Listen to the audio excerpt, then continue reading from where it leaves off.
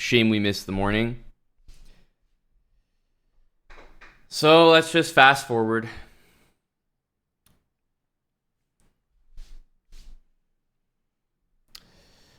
I say good evening because we also probably won't be doing another IRL stream tonight. But we'll definitely be doing more of those. I thought it was pretty fun. It was also pretty cold. It was a bit random. It was windy. Hey, Felix. Hello from Uzbekistan. Freddie, there's more 100 tip episodes coming. There's definitely one coming this week, but I'm also recording a few more. So they're continuing. I like that series. Thanks for the 47 months with Prime, Freddie Patzer. How about them Saints? How about Mac Hollins with the TD? How about them Bills? Go Mac.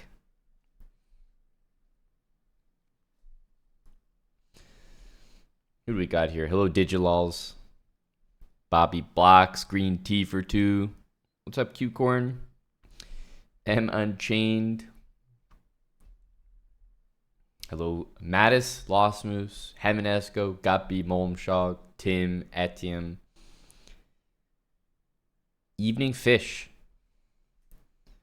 Fish, we've been trying to rally the gauntlet participants for... I mean, it's tough to get everyone here at the same time, but to run that bullet gauntlet properly.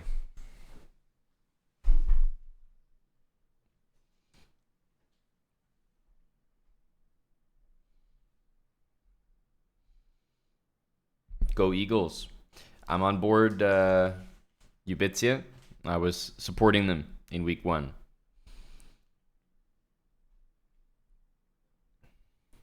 Lifelong Raider fan, lifelong Carr fan. Speaking of Carr, did we all become aware of the beautiful Tyreek Hill situation?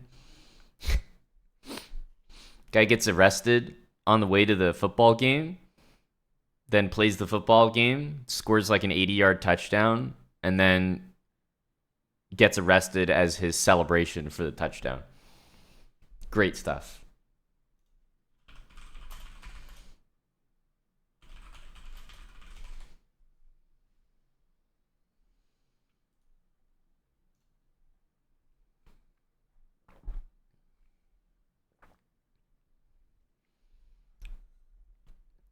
Yeah, you didn't know that, Felix?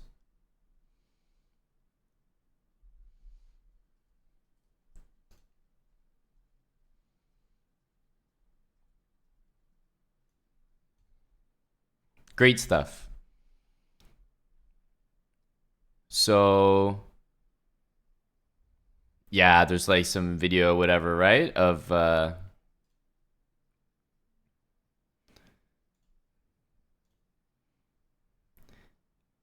you know, he's got his like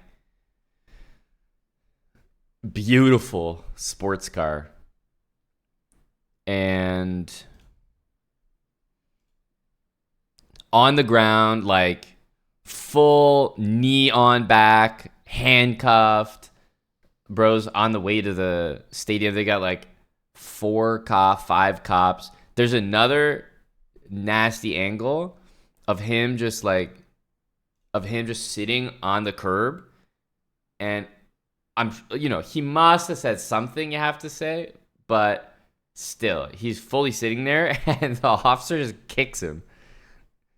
Just straight up like knees him in the back or the head or something. So there's some bad angles, but he's like on the way to the game. I think it was a speeding ticket or something, but it was quite a lot for a speeding ticket. Anyway, he ends up playing the game still. One of his teammates was also like he came back. He was like, what the fuck's going on? He was detained as well, also put in handcuffs. And then he goes to the game, scores a touchdown, and does the handcuff celebration. Great stuff.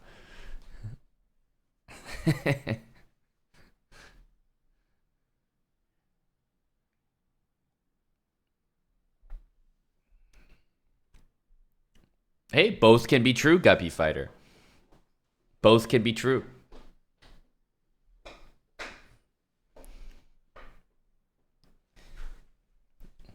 Just because, and football players are like practically predisposed to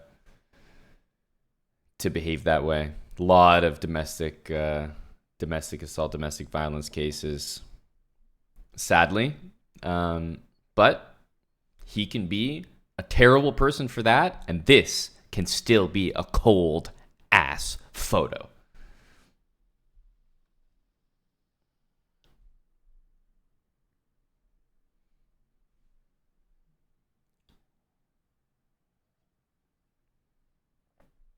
I'm actually not sure, Clever. Um, it's kind of a good question. I know in hockey, the it's exactly what you said. Like usually the deeper colored jerseys are your home jerseys. I don't know if that's the same in other sports as well, but I think of Toronto Maple Leafs, I think of like a dark blue jersey being the home and main jersey, and then the white jerseys like the away. So yeah, I would think that the Dolphins home jersey would be the deeper like kind of green, light blue, or whatever teal that is that they have.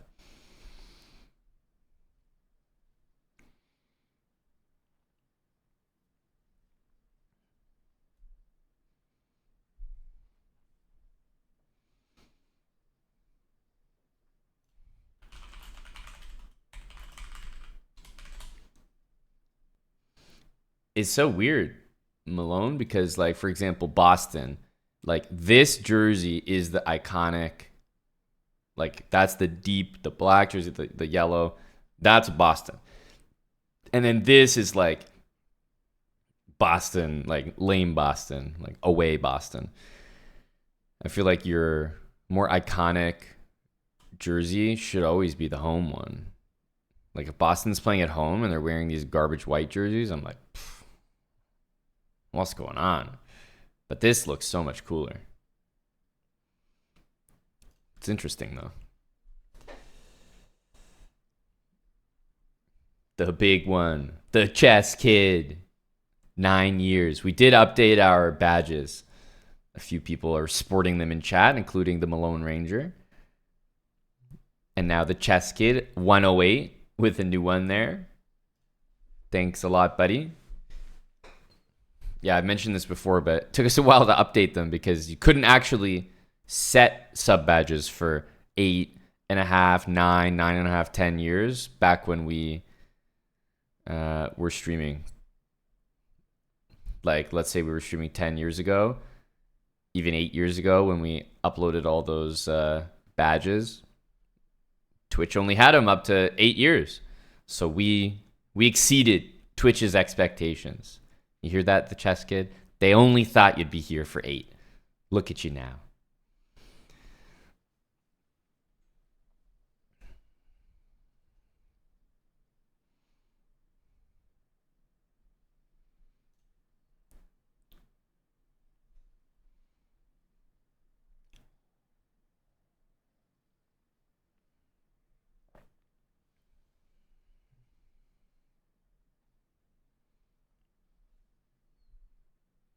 I've been very excited to see the NFL back, though. Who's playing tonight? The Jets. Gory's Jets. Gory and Nicola. Jets and 49ers. So, yeah, Jason Cassidy's 49ers and Gory's Jets. DGen Jets.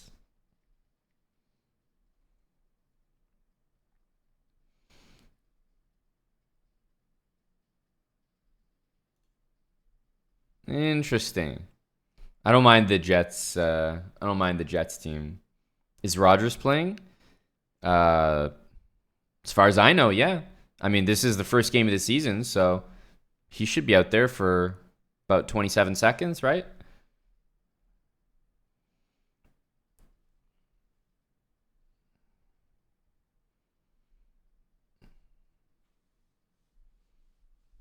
Lancelor, thanks for the 57 months.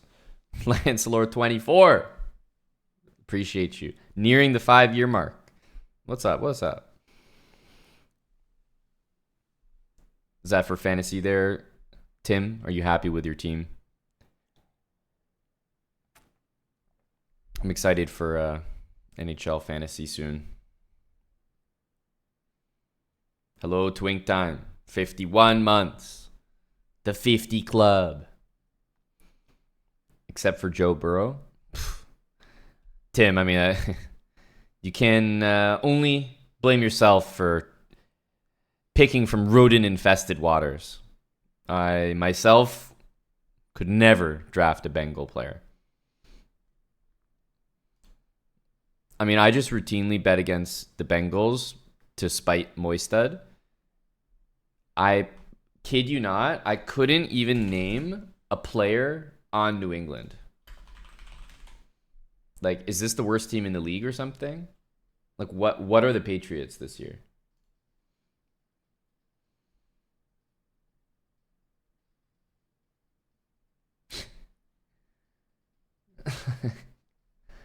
I'm looking at this team and I'm like, I don't know any of these dudes. They've got like, who did Jacoby play for? Was it the Browns or something? All I know is he was like a very run-of-the-mill QB last year. Like, if I think of an average QB, I think of Brissett. And literally, I'm looking at the full roster for the New England Patriots, and the only like name that I would be familiar with, Mac Jones, not there. Like, I don't follow football like to the trade, to the T, but Mac Jones, nowhere in sight.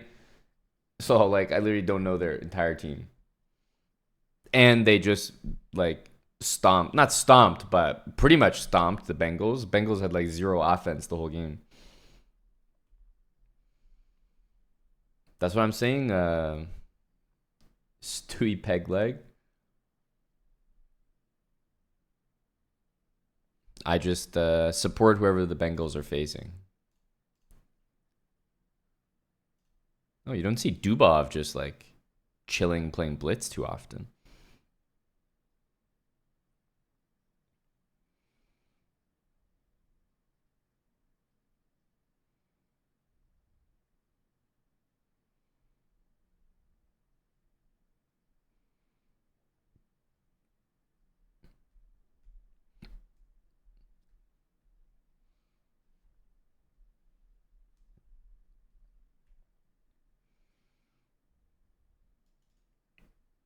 Has to be here.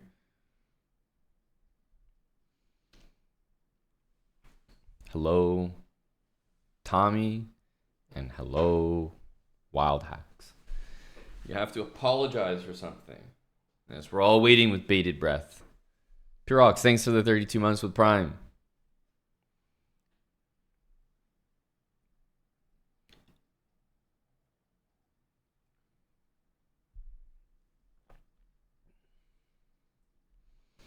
I am aware of this. Yes. I'm aware of this phenomenon.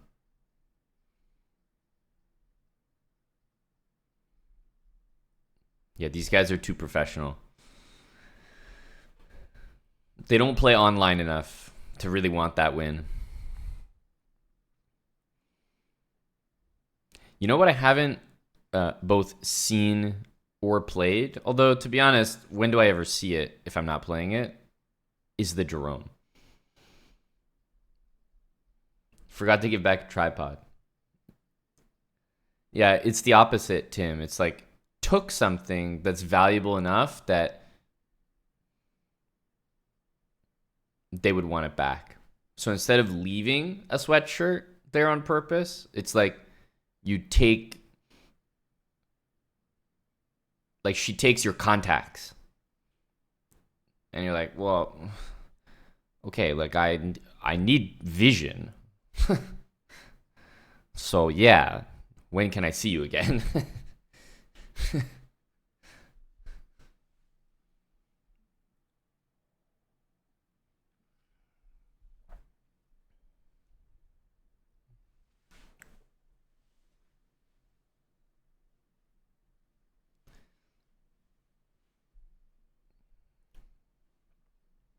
That is Daniel Dubov, yep, with the black pieces. Hello, Spinal Tap. Thanks for the 32 with Prime there, Pirox. What's up, Spinal?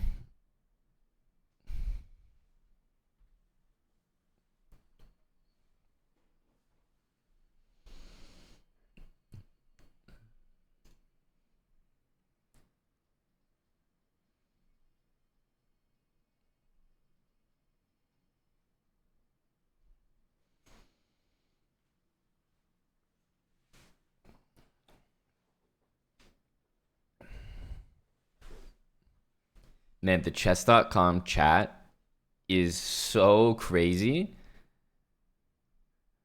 Like, we always talk about how the chess.com game chat is just like a full cesspool, but it still shocks me every time I see it. Like, like, huh? It's just some crazy commentary in there. What's up, Bonsai Gaming?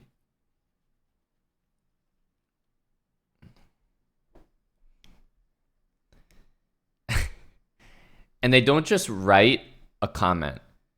They like Control C, Control V the comment like 1,000 times.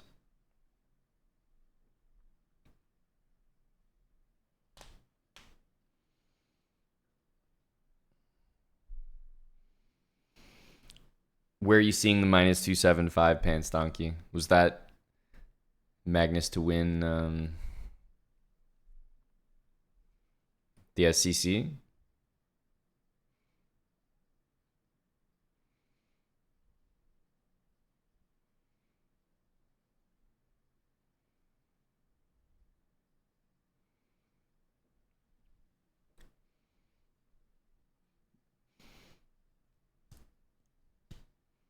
Magnus was very good yesterday, of course. Very, very good.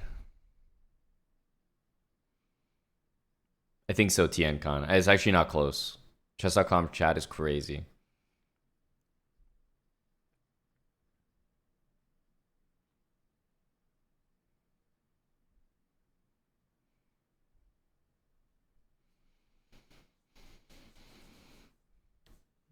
Played OTB against Team Chess Hustler in New York of the weekend. London, Queen B6 early. Knight C3 ultimately lost. He's 25 online, you're 1400. I'm telling you, JL, that's the first step. Very important step. Is handling the Queen B6. That gives you the confidence to handle anything in that opening.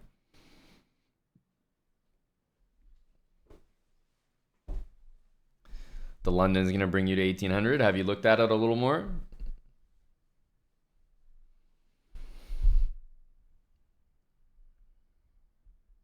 Oh, okay. Yeah, you're making it through.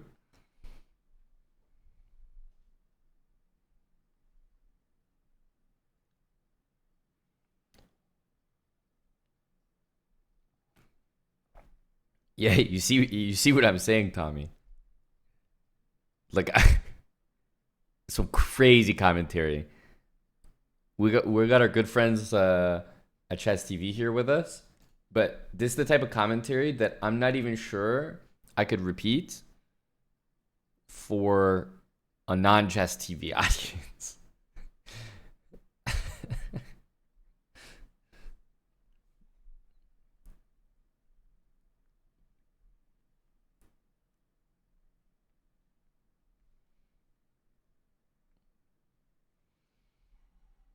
No, really, Tim, this is some. They're going hard in the comment section here.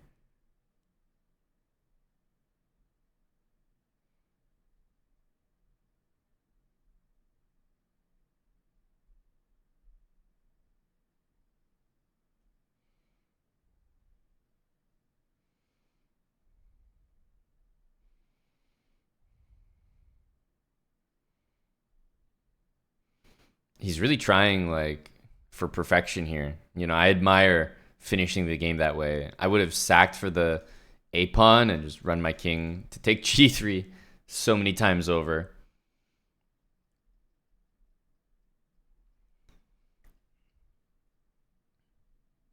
Oh, I'm not talking about Chess TV chat, although they do have one. I was talking about the viewers of the chess.com game on chess.com, like the chess.com game chat. To be honest, the Chess TV chat is a cesspool, but there's not enough people actually pay attention to it. So the real like nasty comments, the authors of those comments, they don't even bother with the Chess TV chat because they're like, you know, this isn't going to get the traction that my comment deserves. So I feel like they've graduated to the actual game chat now. Like Yasser was in the Chess TV chat during the SEC final, just like kibitzing normally, and I didn't see any like nobody was saying any nasty comments, but nobody even realized Yasser was there. Like Yasser Sarwan is just like, interesting. Yeah, A5 maybe to trap the queen with rook A4. G5 exclamation mark, big threat.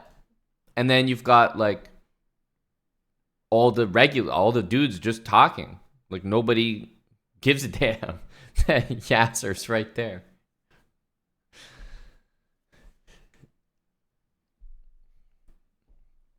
Bots, I tell you.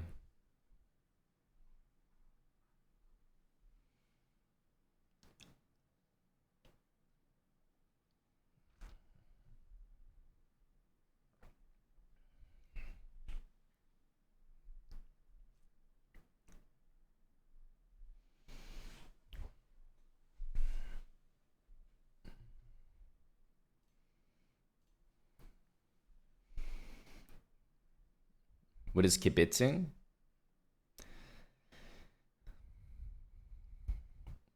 Like, it just means analyzing, really. But if you're kibitzing a game, you're just analyzing from the side, providing analysis, providing variations, thoughts, suggestions.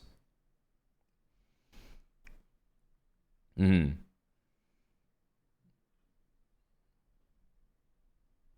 Sometimes they call the Skittles room the kibitzing room.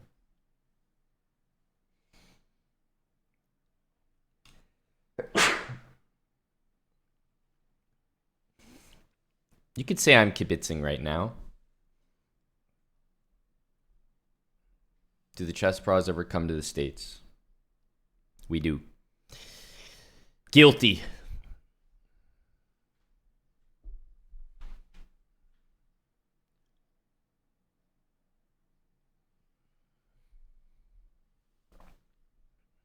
That's right, Q-Corn. Where it all began.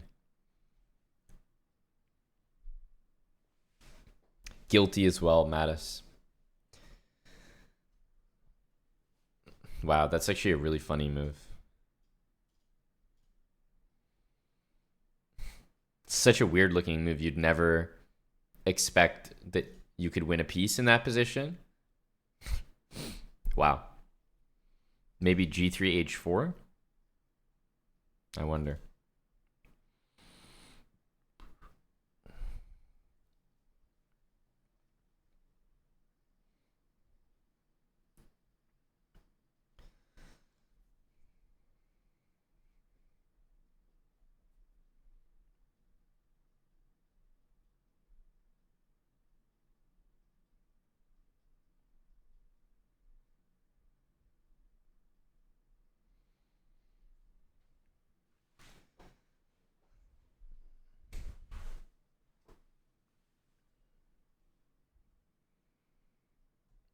So the Olympiad starts soon.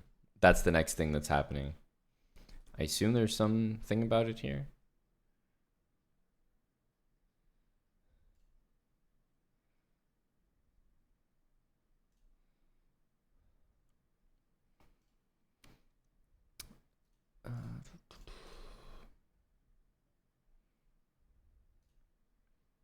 Yes, here we go. So,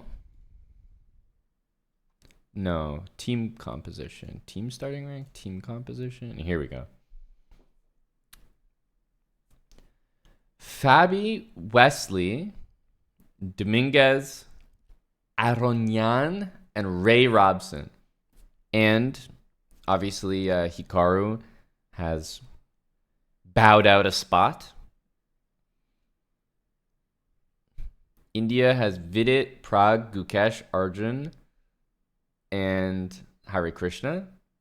An extremely strong team. Do you see this? Arjun Erigaisi, 2778 on board 4. Okay, kidding me here? This guy's going to be feasting on board 4.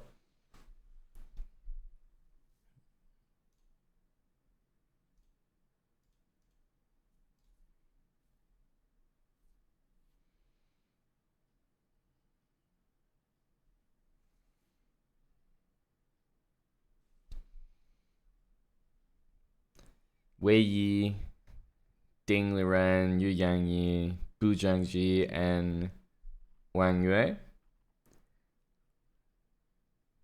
Why do I feel like, I mean, Ding is obviously in the spotlight, but why do I feel like I haven't heard of any like Chinese player in quite a while? Feels like they're, I don't know, not as active, maybe not as dominant. This team is scary. Do you remember when Uzbekistan was like seeded like 20th or something and then came first? Those were the days. Nuremberg is like 100 points higher rated now. But even though they just don't have like the highest ratings, this is a very scary team.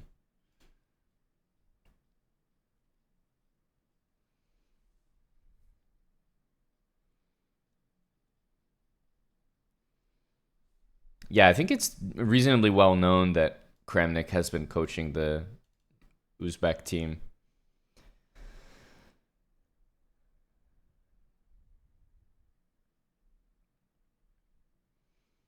Anish, Jordan, Max, Erwin Lamy, and Big Bach. Love to see it.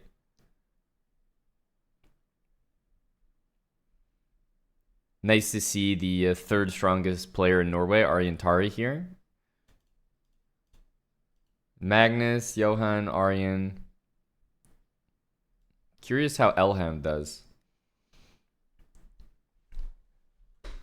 But yeah, Magnus is just going back to back. Busy schedule. No hammer, that's correct. That's correct.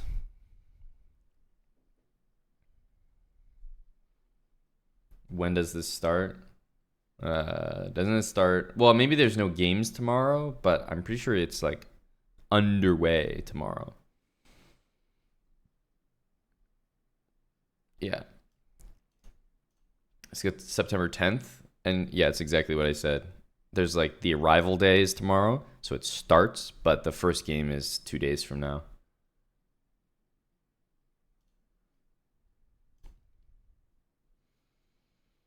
Germany, I mean, such a strong team, but and they're like 7th overall, but somehow I feel like Germany is just absolutely never a contender in the Olympiad. I'm not sure why. Kamer's so strong as well, but I don't know. That could be like some conflated view. Maybe they've done extremely well past Olympiads, but I don't know. I've never really felt they were like a top 3 contender.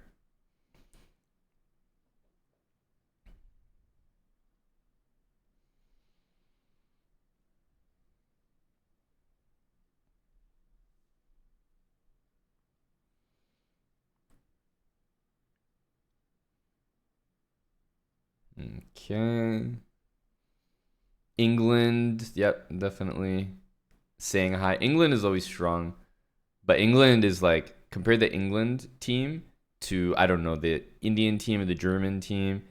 These guys are like all in their teens and 20s. And the lads for England are definitely, let's not say over the hill. Let's say on top of the hill.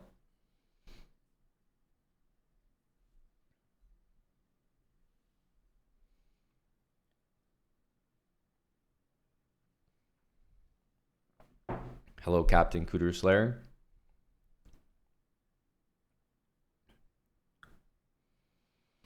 The French team would do well with Big Reza there, but such is life.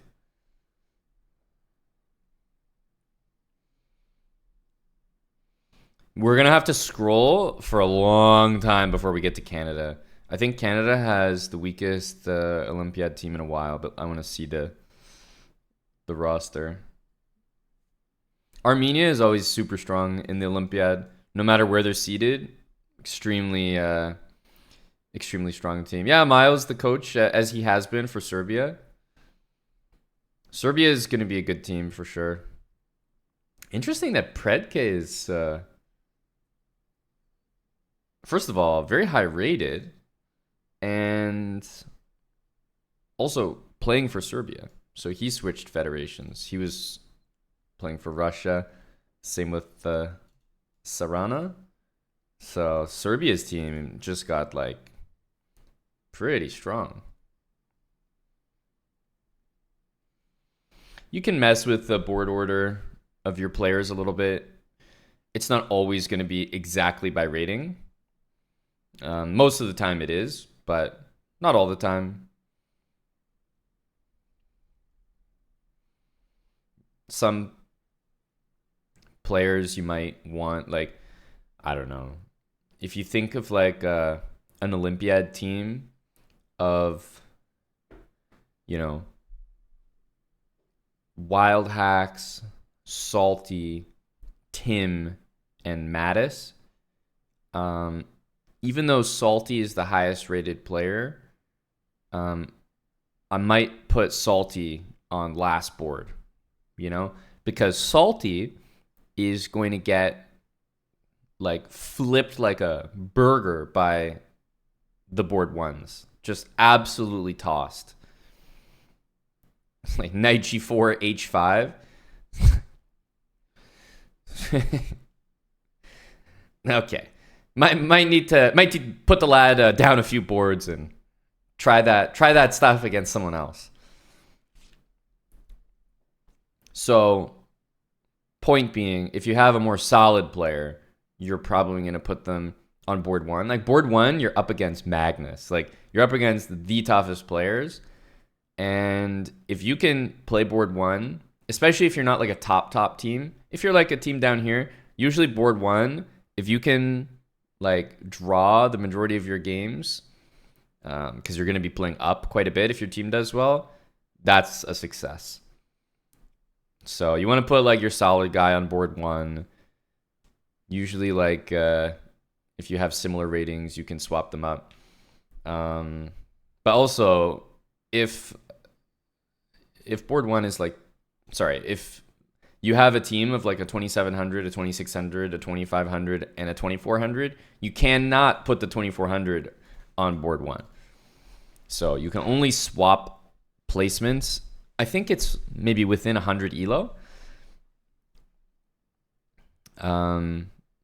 But yeah, you can't do something ridiculous like just put someone on board one who's going to lose every game, like sacrifice them and then stack the rest of the boards or something. So, because otherwise maybe a weaker country would just put like two 1200s on board 1 and 2 and then put two like 2700s on board 3 and 4 and then like tie every match or something. So you can't do stuff like that. So the only reason you're seeing people alternating is because they're within 100 elo of one another. I'm pretty sure that's the threshold.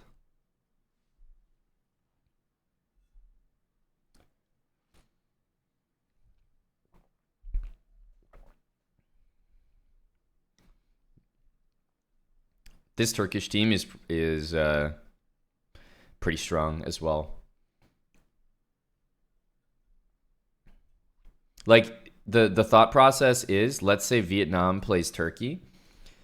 Lequang's a phenomenal player, but you know, he's probably, if you really think about it, Mustafa Yilmaz can, especially with the white pieces, let's say, definitely hold a draw. I'm not going to say like it's easy or anything, but he's more capable of holding a draw against Lequang Liam probably than maybe this 2400 is capable of holding a draw against the near 2600. So some really strong teams at the Olympiad are usually crafted by like just all being decently strong so that some of your guys can just overperform.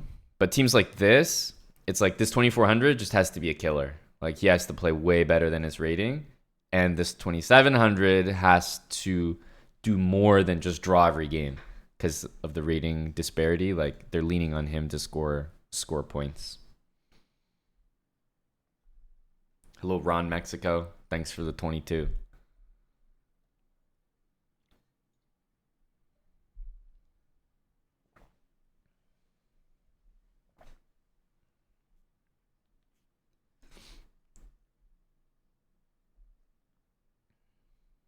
Don't worry, we haven't got to Canada yet.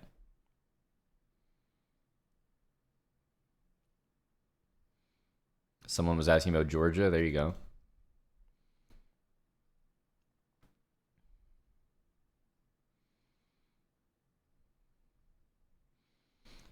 So obviously you've seen some like FM, IMs like sprinkled in here, barely, but not too many, right? Like it's pretty much been GMs across the board. And even if there's another like title, it might be an alternate or a high rated player for that title. But once you get into the 30s, like ranked 30 plus overall, you start to see more teams with like IMs, FMs.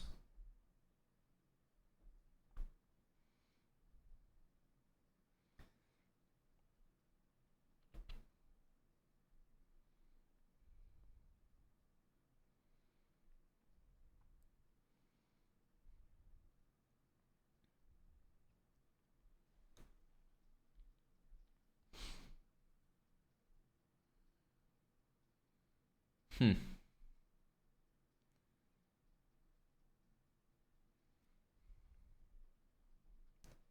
Where's Canada? Usually we're seated around 40th. If you look at this breakdown, that's pretty much what Canada's team looks like. But as I said, I think Canada is sending pretty much the weakest team in a while right now. So we'll probably, we'll probably make maybe top 50, but I haven't seen the standings.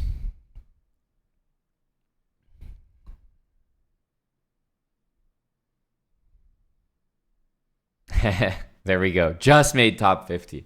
I didn't actually know that, but just made top 50. There you go.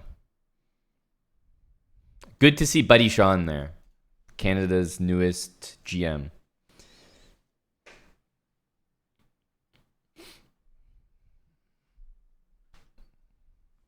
Yep, Canada's looking a little sparse there. No Mattis, much like Hikaru, have decided to back off and leave space for new talent.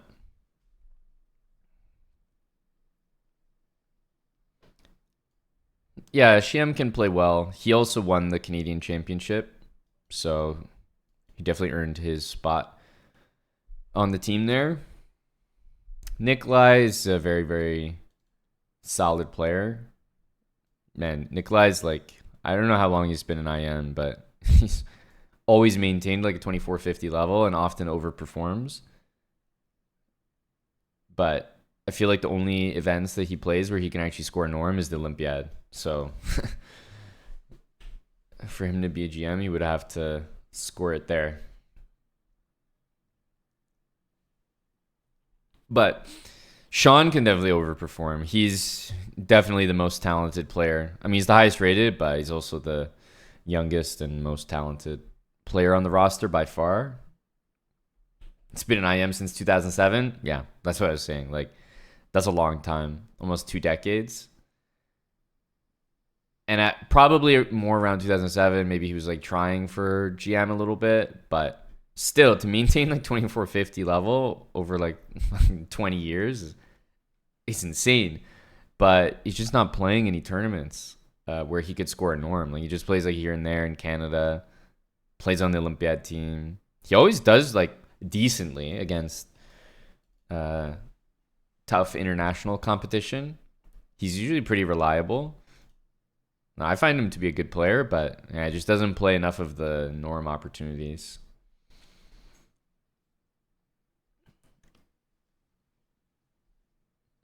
Marlev, absolutely. Absolutely. Well, the Olympiad is what? September 10th to September 22nd. Okay, so 2 weeks. Okay. So, 2 weeks plus, travel plus like preparation for the event. Call it 2 to 2.5 weeks away from like your source of income. It's just like a crazy concept. There's decent money on other teams, like you get salaried to play, but you definitely some years it's been better than others, but you don't you're not making money. You're going out of pocket to travel and exist for 2 weeks, 2.5 weeks out of the country, and the opportunity cost of leaving, like, that's a long time. Is Australia in the top 100? Definitely. We already passed Australia. So it's definitely a great honor to represent your country, but I feel like once you've represented your country quite a few times, it's like, where's the where's the money?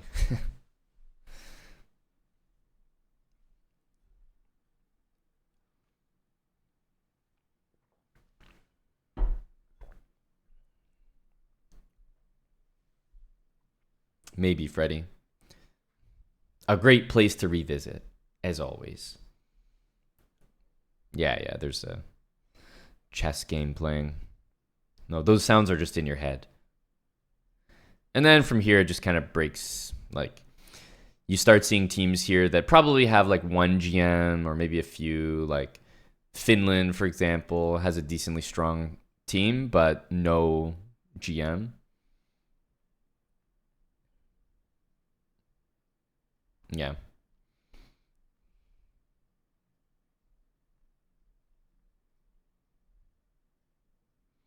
Yep, Buddy Chulum is there. He'll be on board 4, so excited to see the match between Chulum and Arjun Erigaisi.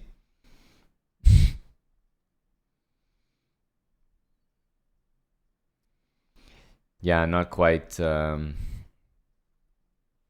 Mattis.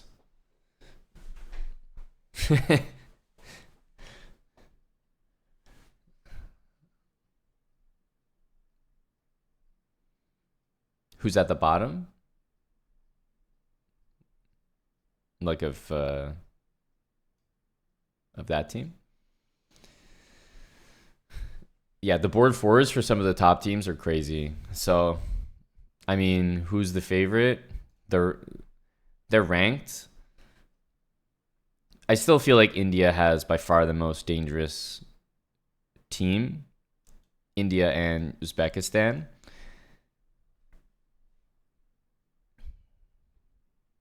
Like, Norway is seeded number 6, but for Norway to win, it's not going to be Magnus. Like, sometimes Magnus puts in like god performances and it's still not enough because if Norway is playing like India, then you've got, for example, Erigaisi against Elham. You've got Gukesh against Aryan. And you've got Prague against Johan. Those are all like very tough matchups. And then you've got Vidit against Magnus. And it's like, okay, Vidit can definitely lose. But for Magnus to just beat a 2700, 2750 time and time again, every single match, would be like a completely insane performance. How's Canada looking? Well, we were just there. Not looking too good.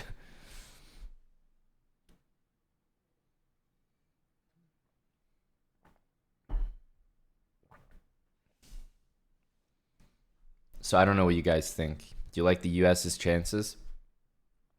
They barely have a higher average rating than India, and these two teams have a clearly higher average than the rest. Like Uzbekistan looks like a dangerous team, but their average rating is 2690, right? It's like significantly lower than US. Like this is an insanely strong team, but objectively, it's also a much older squad than something like India.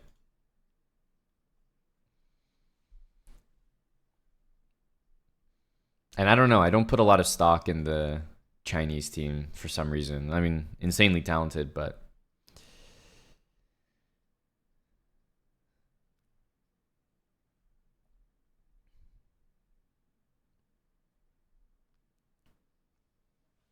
why is Big Hickey not playing?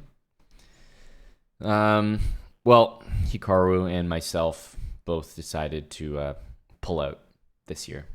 Um, Decision we made together.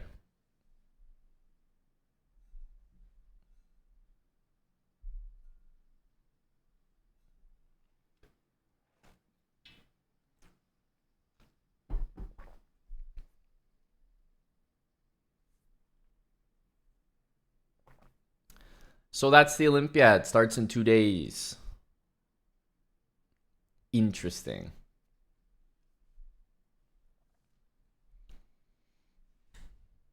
Hello, Dr. Questionable. 9 a.m. Eastern. I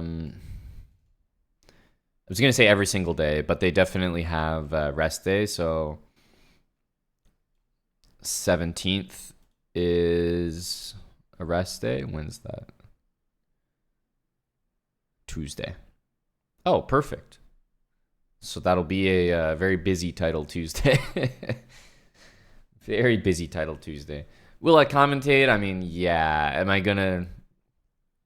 First of all, I'm taking a trip from like here to here, so I won't be here.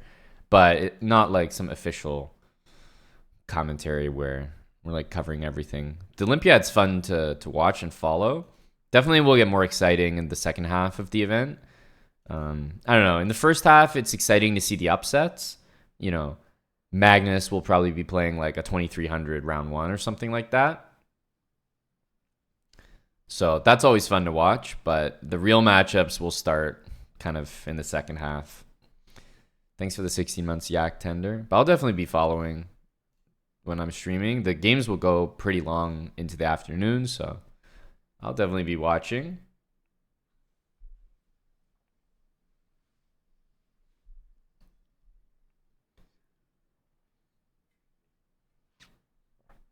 Yeah, the upsets are fun. Like they'll be people always overperform at the Olympiad. I can't lie. That's the great part about it. So the early rounds will be fun to watch for that reason. Oh, he's still playing. Oh, there you go. Yes, Serrana. We were just talking about him. Nice Serbian flag there. Oh, young Anthony with a very low rating for him. He's been what 3K recently.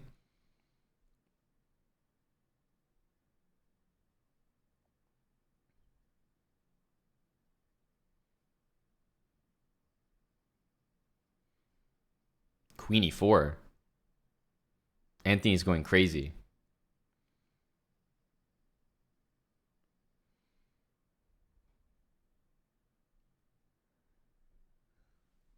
Rip Anthony. Soon the Olympiad team will develop into, Sean, young Anthony. In time. Canada is just rebuilding. Canada's in the rebuild phase.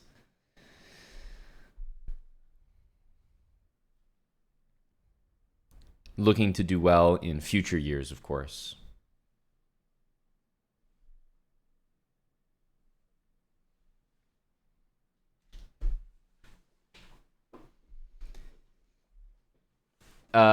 Primarily the latter, Ralph. So it's how many rounds you win. So the most important thing is to win the match. If you win the match 4-0 or 2.5, 1.5, it doesn't make a difference for match points. But obviously you can imagine that teams will finish the event with the same amount of match points. It could be number 1 and 2, it could be any number, and the tie breaks there are the individual points. So if you win every match 4-0 and someone else wins every match 2.5, 1.5, somehow you end up with the same match points, then obviously the 4-0 team will finish ahead. That's right, Vampire Rage. Host country, I think, gets to enter multiple teams. So you can have like a team A, team B. There's definitely been years in the Olympiad where like India team A has played against the India team B. And there's also been years where India team B has like done better than India team A. What year was that, I wonder? But this was before like these Gukash Prague guys had the ratings that they have now.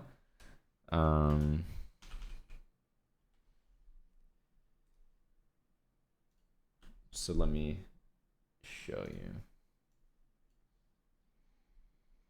you. Like, isn't this just like a funny graphic? You got Team India and then India 2. And this is the final standings. So the starting rank was like US, India, and like, for example, India is like Hari Krishna, Vidit, Erigaisi, right? Okay, strong team. And then India 2 is Gukesh, Nihal, Prague, Adiban, Raunak.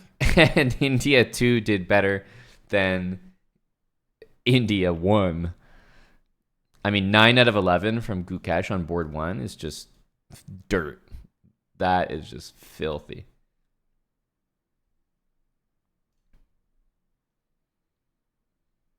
And then you can see like board prizes. So Gukesh obviously got the board prize for the best rating performance on board 1. Nihal on the same team, India 2, got the board prize for board 2. So basically, they had the best performers on board 1 and board 2. So yeah. Anyway, rare, of course, for like the B team to outperform the A team, but India was a rare exception.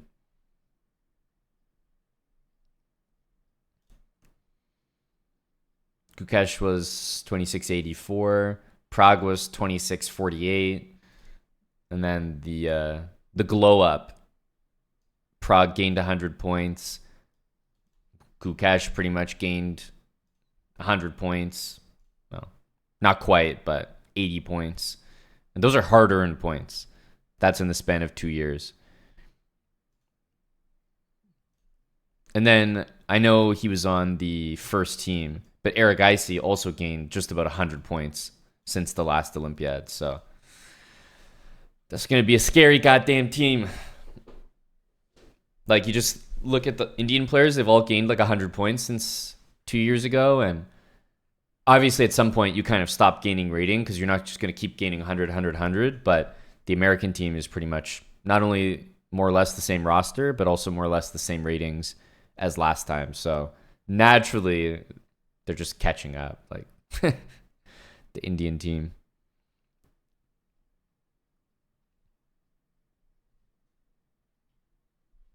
Don't call me loud. Thanks for the 47 months with Prime.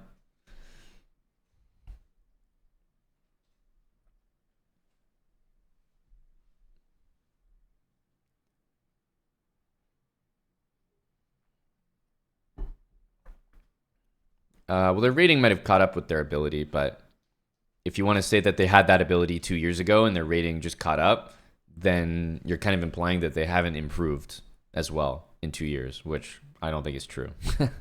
So it would have to be that the rating obviously caught up, but that they've also improved. Like, crazy to think that they haven't.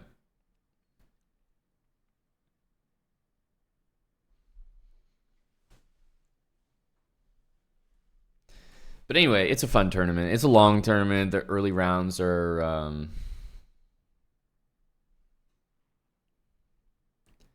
more about like checking on the upsets and whatnot. And then the later rounds, it starts to get exciting.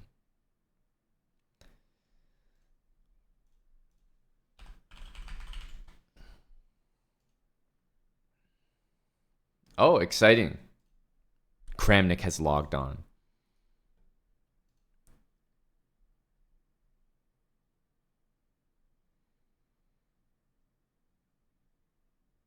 Yeah, he hasn't played in a month. This was his last game. August 10th. It's now just about September 10th. Wow, lots of draws. Holy smokes. Big respect guy. And we happen to be tuned in to the very first game of Big Vlad's return.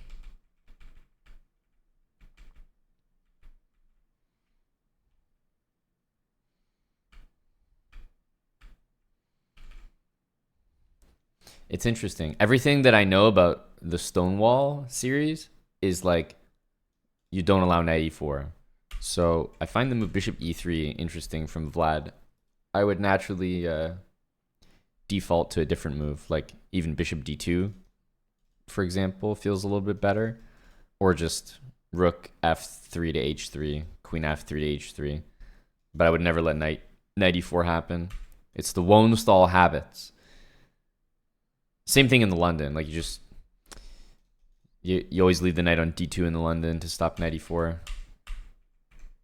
Yeah, I think black's escaping with a pretty decent position here.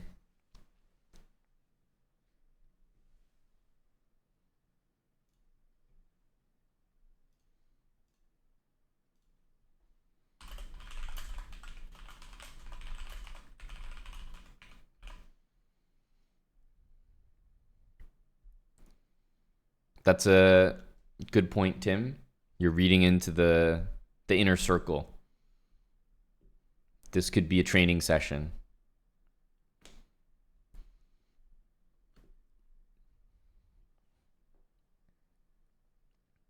Oof. Bishop c1 feels good, man.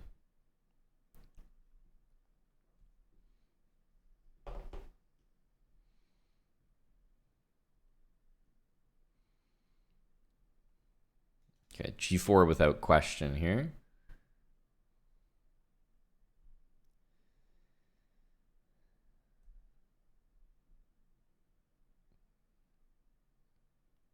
He might actually take it. Is that crazy? I guess it doesn't look great, but at least you get knight against bishop. The prospect of this does not look good, so I feel like you have to play g6 or maybe take and just try to play some knight against bishop position. Yeah, I don't know about this. Doesn't look very good. The knight's solid, but can't say I love it. Shift the rooks, maybe. Bishops look strong. Maybe rook f3, rook g1.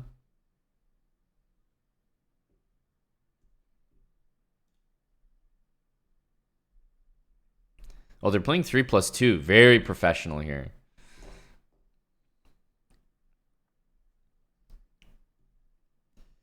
Yeah, I like the flexibility of f3 though, Tim. Rook f4, like, You're not going here, you're not going here. So it's very clear that you're just doubling the rooks. A move like this is flexible. Can still swing a little bit. And it might provide some utility maybe on the C pawn if I want to play B3 later. Whereas rook F4 kind of blocks my bishop. Queen G2 looks like a good move. Then maybe rook H3. So we've got a little pressure here. Seems like G6 has to happen.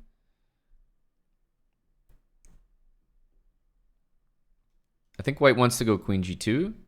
So like G6, Queen G2. We would be threatening this again. Black might play king over. And then immediately I already start thinking like, okay, can I go bishop G5, bishop F6? Probably not. B3, knight there, and then bishop A3 becomes a move. So yeah, I would not be surprised to see this. Yeah. And maybe he'll even play B3 and just try to like weasel the bishop in here. But it feels natural to me as well to just like leave the pawns like that and go, yeah, queen here, rook over, and just keep sliding the pieces. Now that the queen's here, b3, bishop a3 makes a little more sense because rook f7 is less good, but okay. Rook's coming back. What side do I prefer? Definitely white. I also get this position with white, and I don't with black. Nothing feels better than this bishop on c1. Wow, maybe a big draw here. That would definitely be a bad look for Kramnik's position. He knows he's much better. Okay, rook there, queen. And this should be bad because queen h5 is happening. Knight has to go to b6. Queen h5. h6. And yeah, there's probably no rook f5 because of knight f2, but I don't know. Bishop a3 maybe. Bishop a3 is a killer move right now. Also, you can just like bring the rook back. Very nice game so far. Knight take on c3, then queen c2. You have two knights attacked.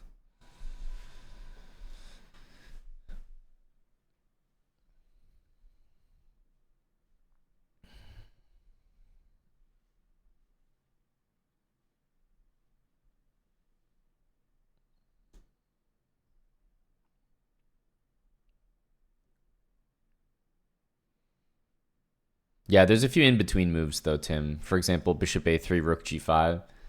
Then you kind of have to respond with your queen and like take, rook take. So I definitely like this a little bit better. Stay flexible. King on h7 with this lined up means that this is probably the answer. Just regardless. Like for example, this. If you go knight f2, you can probably take here, because this will just be a massacre. Okay, goes queen back. Definitely looks like a mistake. I mean, he's still he's still crushing, but probably not 100% the best move. Yeah, Vlad going for the flag. Bishop a6, maybe. Oh, queen e4 comes to mind. Wow, pawn grabber.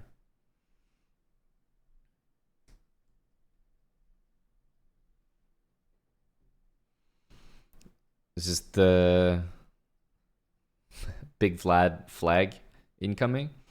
Is he going to go bishop a6?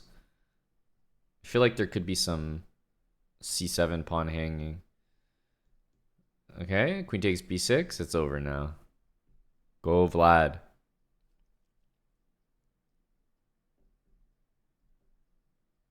That's a dangerous move. Rook e1.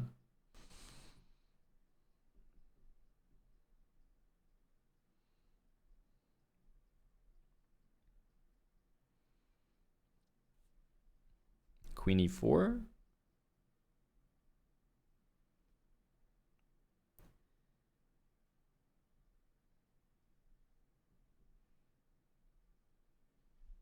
Rook d3 looks Pretty convincing.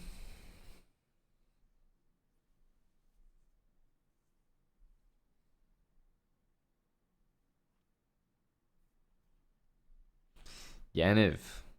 Dude, I feel like you must have become a dad in the meantime. Haven't seen you in a while. There's only a few things that keep people away.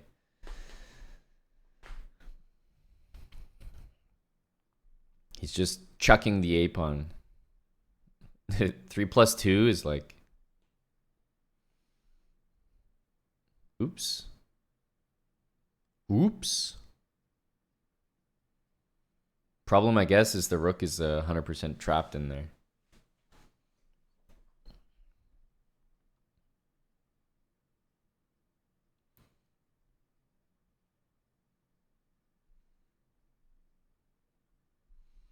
Honestly, I wonder if you give a check and then trade the queens.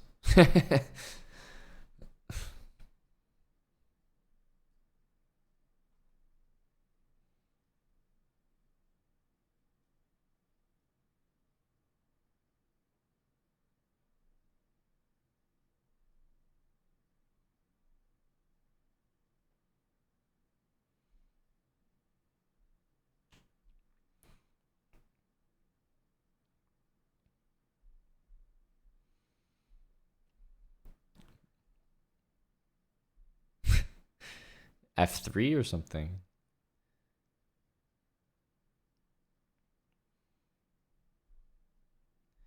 Wow, exquisite technique.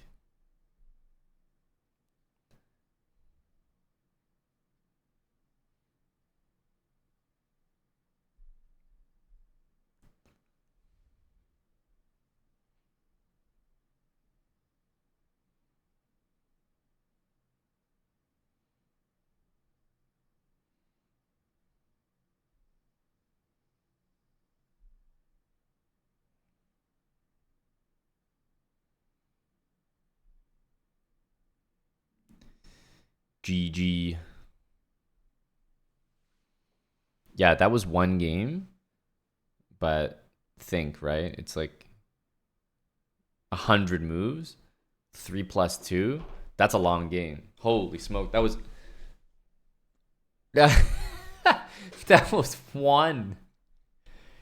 And we tuned in, like, not even at the start. It felt like I tuned in like the early middle game, late opening. And it just finished.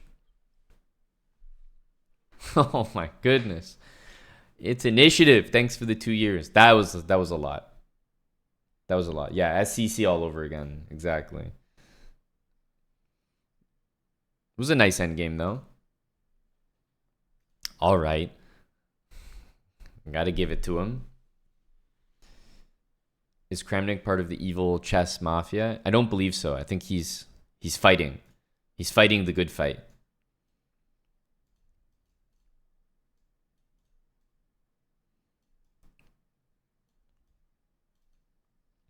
Play some 3+2. I think Kramnik's the only guy in the 3+2 pool. Like, actually the only guy.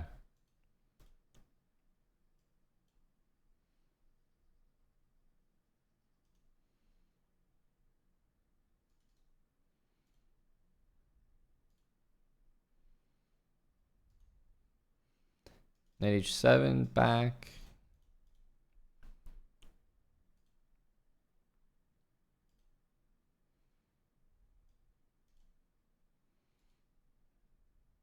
Need to get in the bullet mood again. I'm very much not in it right now.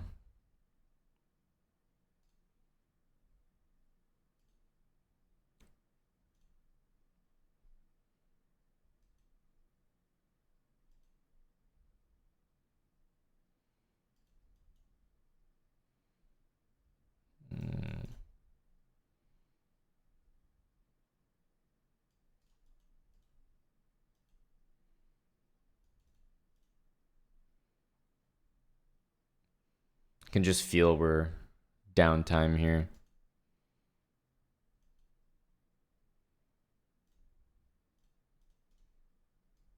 Bishop h6 is always available, so kind of annoying.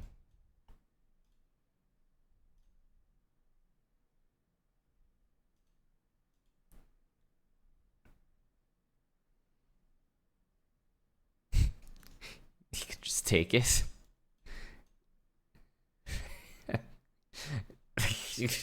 Pawn's just fucking hanging, man. He resigned with the pawn hanging.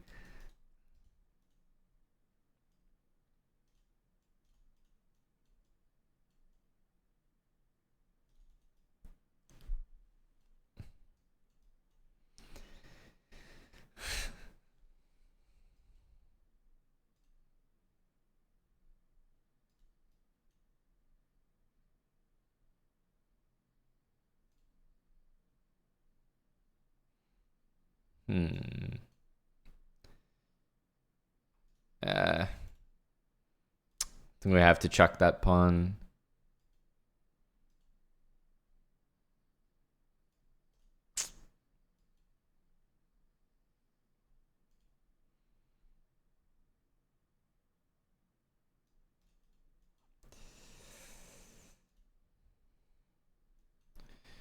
Down a little bit of time.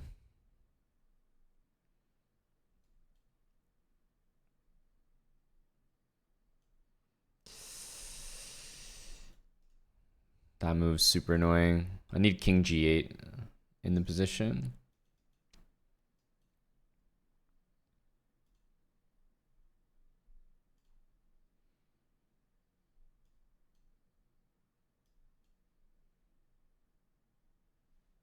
Rook b4.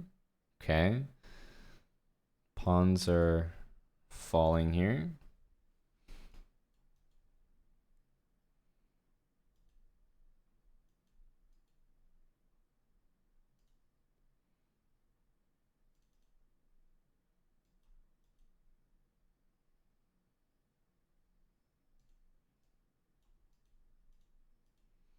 We're pretty solid here.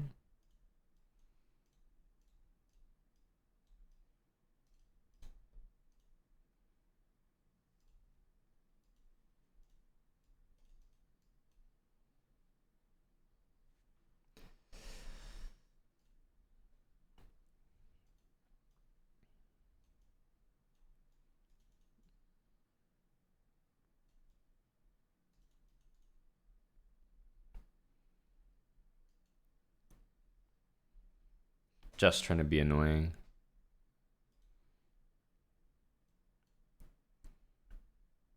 Queen e7. He's annoying as well.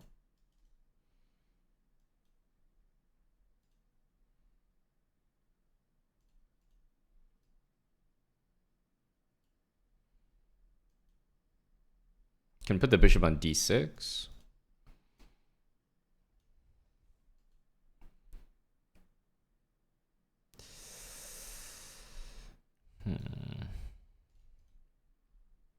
This bishop is definitely bothersome. Do we need to take this? Wow, it really looks like it.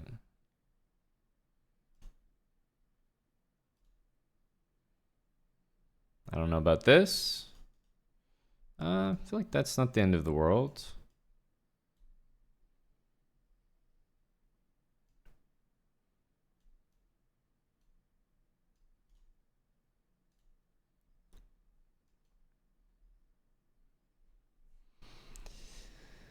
Yeah.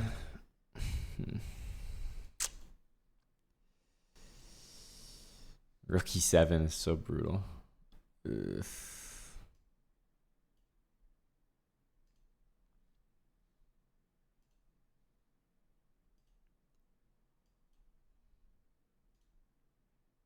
I don't know why we thought that was a good idea.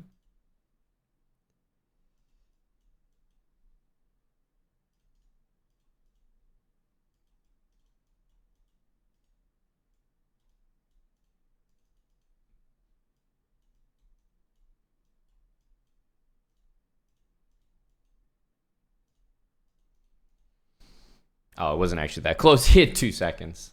The way he was playing was like I was actually putting pressure to flag him, but it really wasn't close. Ravishing. Thanks for the $3. $3. That's what the Habit series was worth to Ravishing. $3 and many hundreds of elo. Those are the kind of transactions I like to see.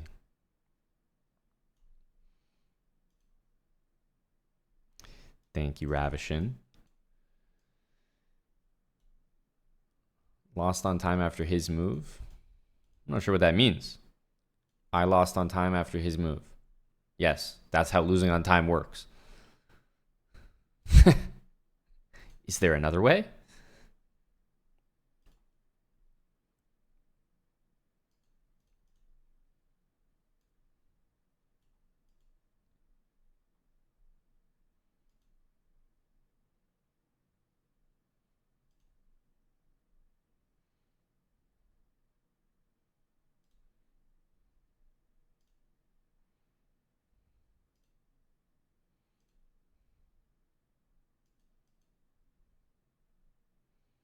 I think he can take it.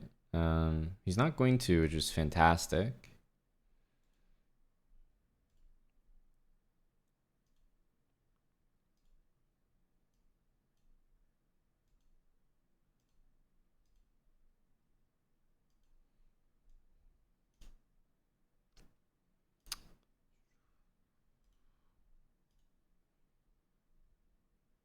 We always have king g5 back.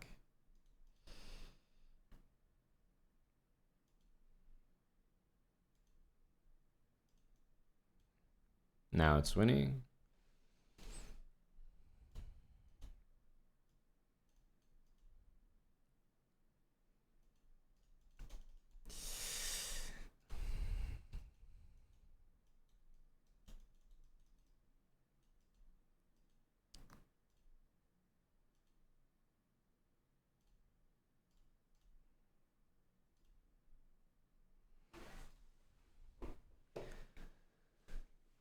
Hello, Peter.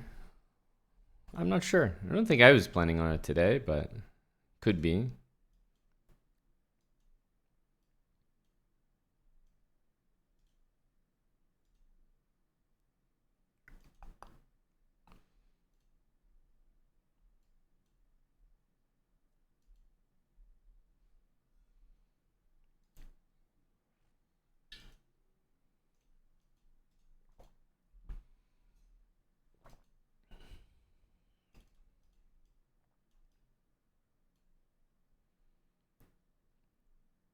I was going to say he'll probably play queen d7, but same thing.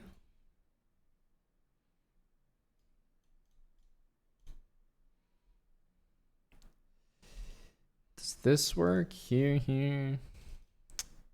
Somehow it doesn't look good enough. He's going to take and go knight d7.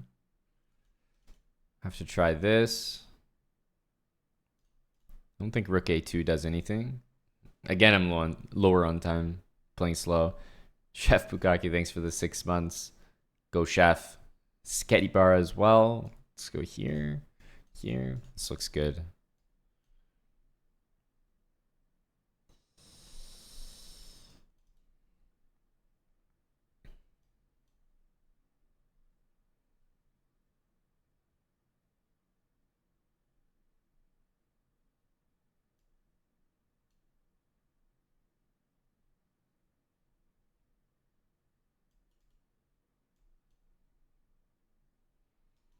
This is mate, so we're going to need to see that.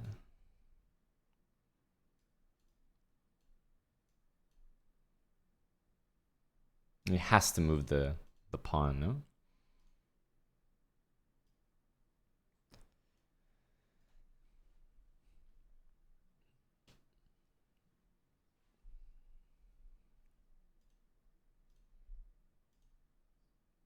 Enter the simulation.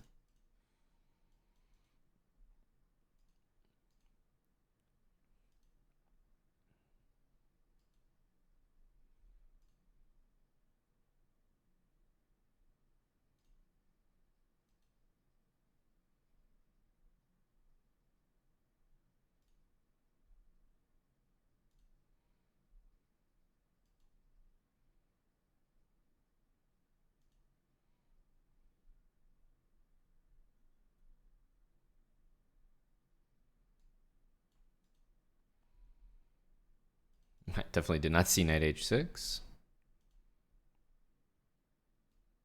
I think we should be in a good spot though.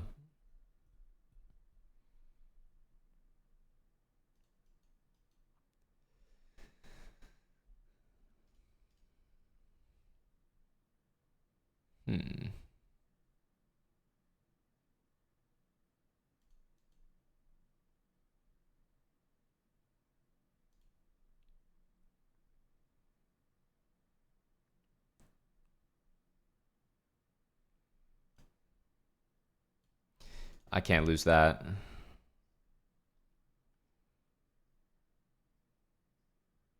G5 doesn't do anything. Yeah, this move makes sense.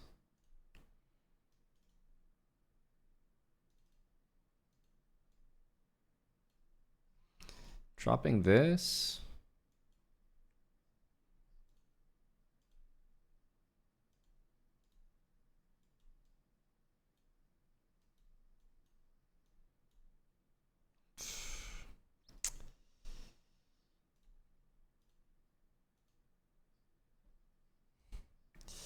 I mean,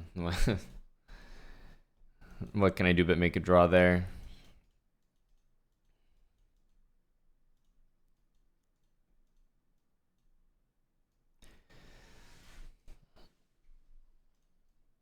I feel like we have a good position here.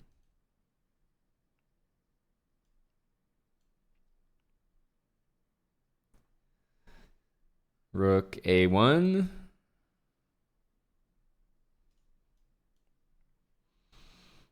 Wow, hello, K for Amon. Great to see you, buddy.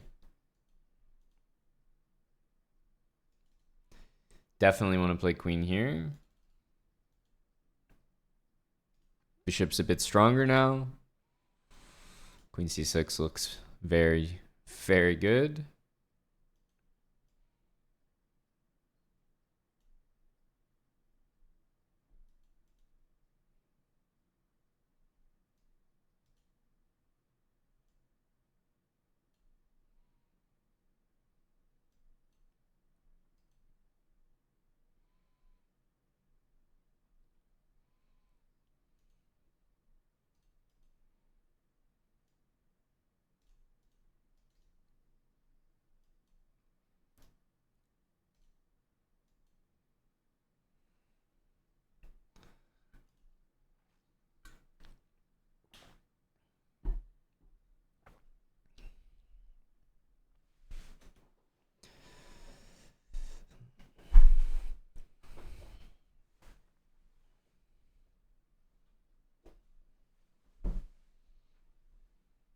What are you talking about, fish?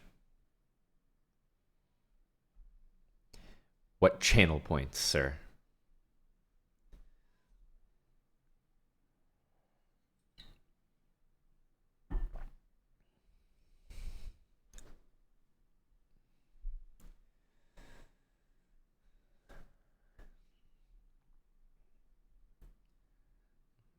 Only wants to play a few. Luke, thank you for 98 months. Luke Robo Kappa. Good to see you. No idea there, Blue Trinity. No idea, honestly. I used to be very into the, finding out the alts, keeping up with that. I'm not up on the new accounts. Maybe it's a 1200. Maybe it's your account. Dirty Bird 23. Okay. Did I call it or did I call it? It's a 1200. And it's probably your account. Go Dirty Bird 23.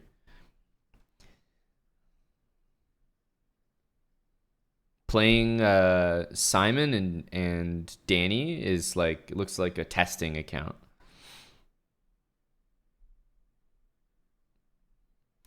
This looks like the account, honestly, that do you guys remember when they had that like Which account did they have? Was it Magnus?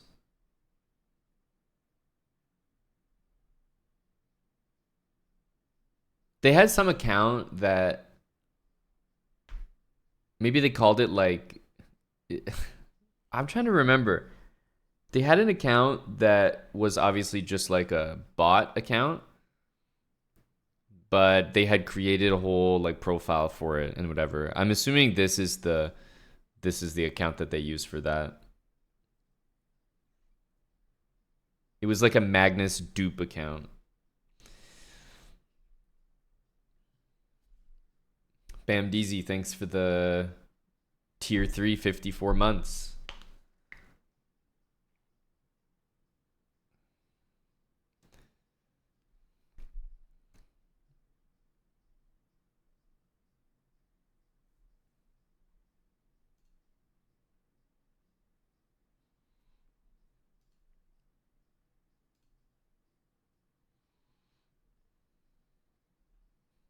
Yeah, not really sure. It's definitely a. I'm pretty sure it's an account that chess.com uses when they're doing like these random like spoof things. I don't know, like on April Fools or something, they'll like have some account like this that they'll change the name to like maybe like Evil Magnus or something like Troll, and then they'll have it play like a ton of games. Oh yeah, Mittens maybe. I don't know. This is the account they use for that. That's all I know. I'm pretty sure. Because obviously, if it's playing Danny and Simon, they're like testing stuff. Yeah, 32, 63, 13. Like, seen this account before.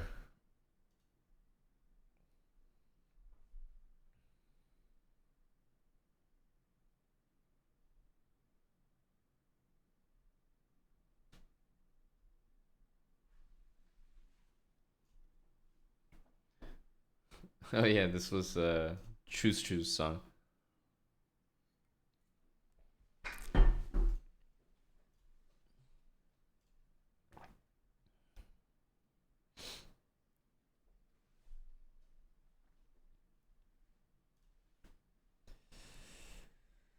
Gave Ramon, thanks for the resub. 14 months. Boscan, thanks for the 3 bits from Gave Ramon as well. So thoughtful, so considerate.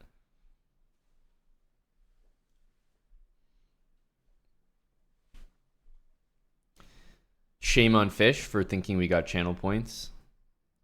You hate to see that.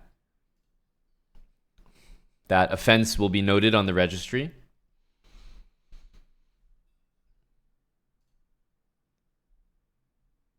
Oh, Joswim's online. It's getting busy. I can't tell. This guy's done, I guess.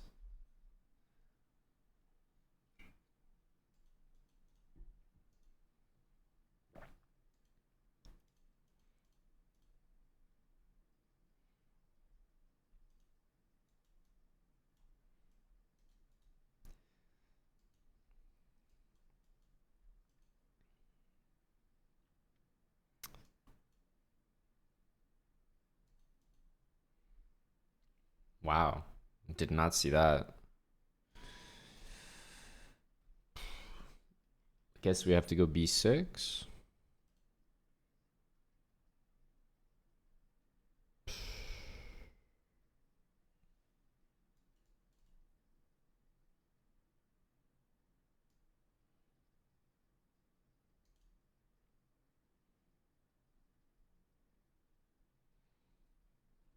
Wow.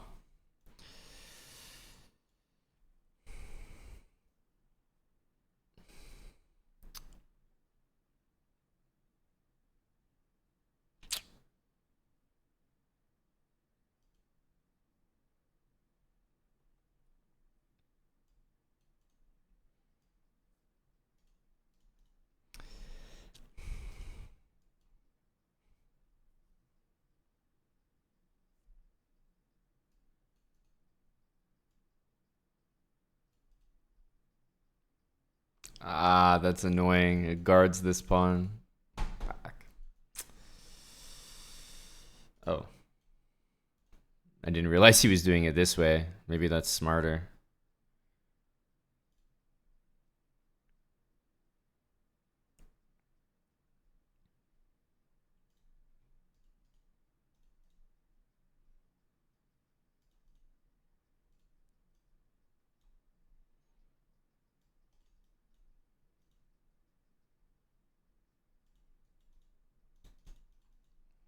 We actually made a nice draw at the end, but that c5 queen a3 thing didn't even occur to me.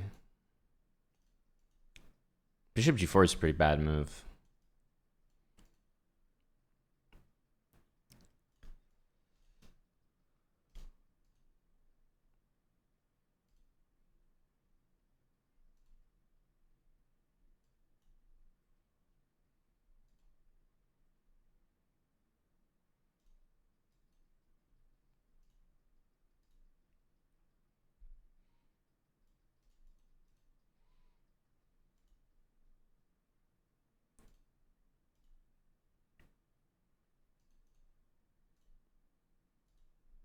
Just plant the knight on g5. He's gonna sack for it, of course, but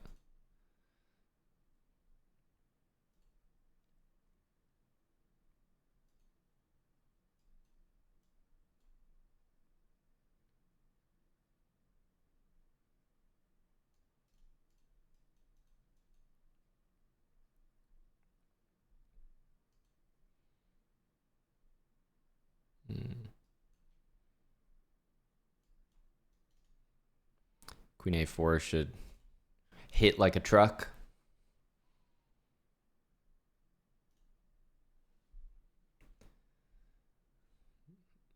Knight on d3. Okay, good. Tommy's been watching. Yep.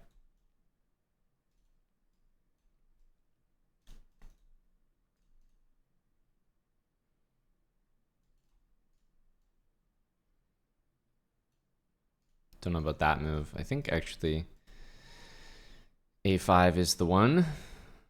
Here. Yeah, no, just go here. Castle. He's got to play f3, I think.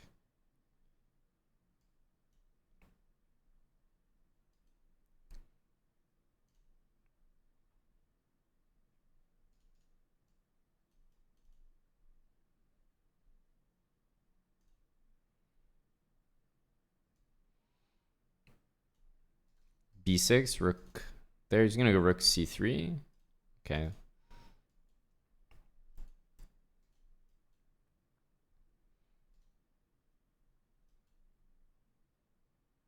Queen c3, knight a2, queen c7, unfortunately.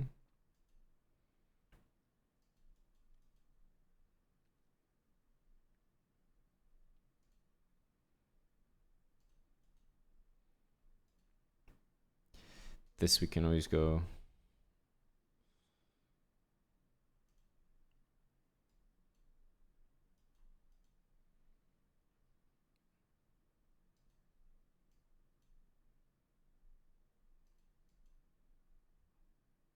We should be doing well here. We just need to defend this and then can try to reroute this knight.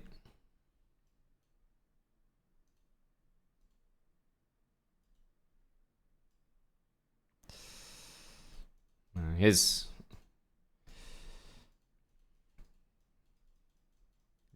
less than 5 seconds, so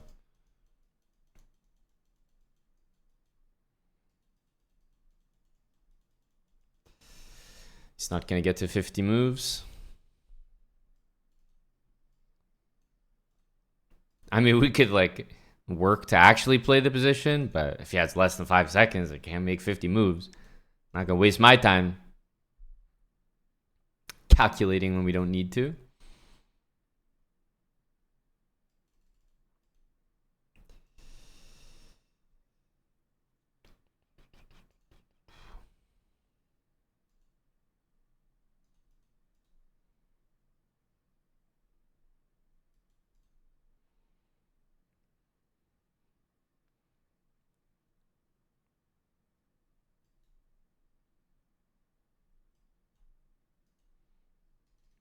King h1 here.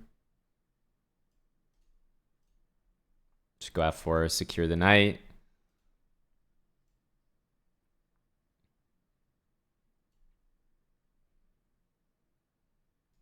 I feel like h3 is a nice move.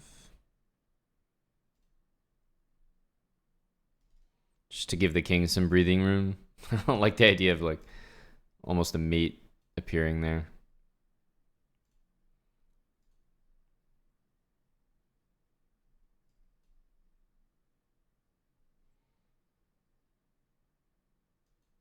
Okay, we can go rook here to defend that. Ooh, f5 should have been played there by me.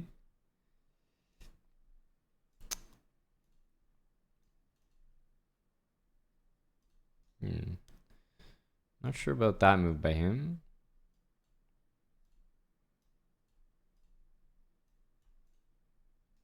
Pawn is hanging. Okay, we just take it. The knight just dominates the bishop there. Okay, he finally took this. Should be threes. Fascinating.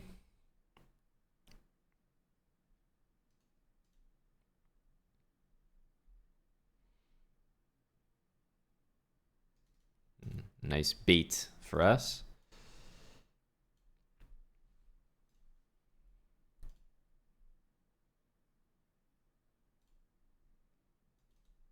Be happy to trade bishop for knight there. Bishop g5 is going to happen, yeah. Huh. Knight is a little annoying here. Do not like to play. Okay, not sure what that is.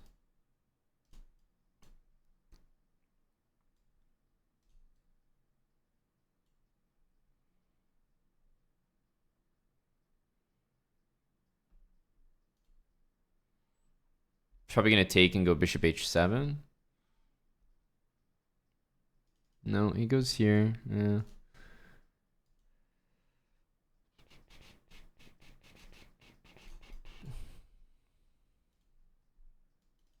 Definitely g6 against this.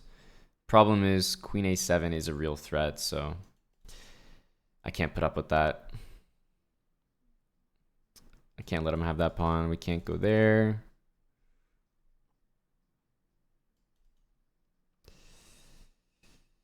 Oof. Very, very frustrating position.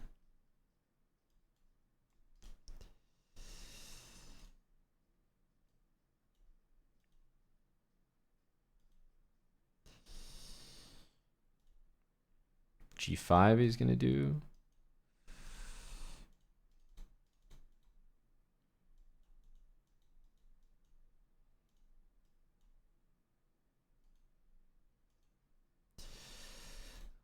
I don't know what the fuck that was. You know what he thought? He was thinking like some kind of tactic with...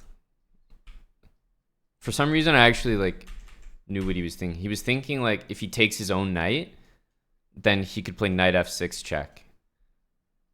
I swear that's what he was thinking. Because I was thinking the same thing for like a second. Like, oh, I have to be careful about some knight fork. And then so he took my knight and played knight f6. Like some kind of backwards tactic. But I'm sure he was like, oh, if I take, yeah, sack queen for knight and knight f6, win everything. Guaranteed that's what went through his head.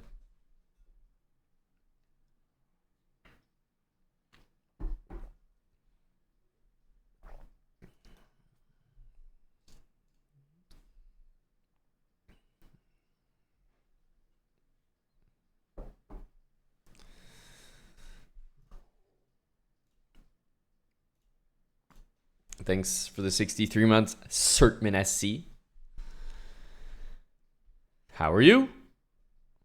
Like I haven't seen you in a little while. Very familiar name, but not recently.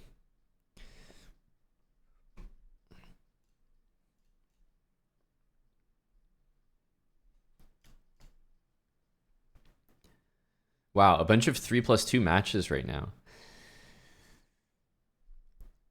Isipenko and Jospim and Kramnik and his opponent from earlier. So Josbum and Kramnik are both playing 3+2 right now. I wonder if Josbum tried to like snipe Kramnik in a 3+. He thinks he's joining the 3+2 pool. Either way, funny to see Josbum playing 3+2, which I have basically never seen him play.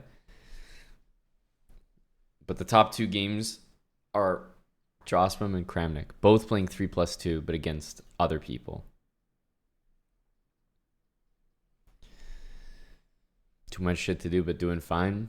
That's a perfect summary of me as well.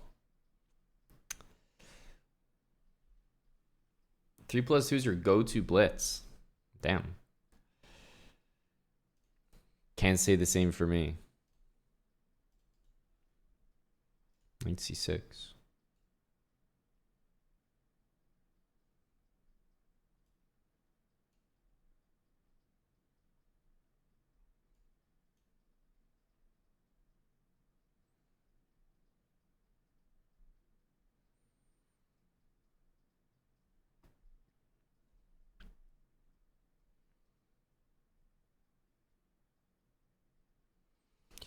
Well, this has to be some kind of an achievement.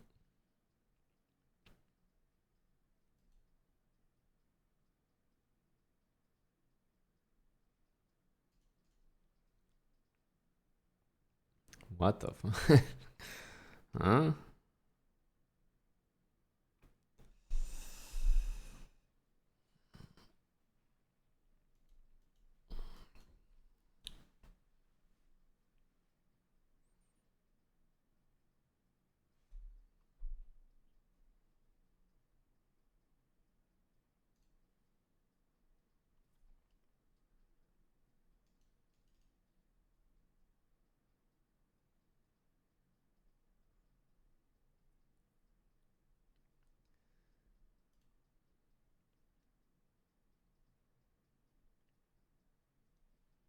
The way he's playing is very, very questionable, but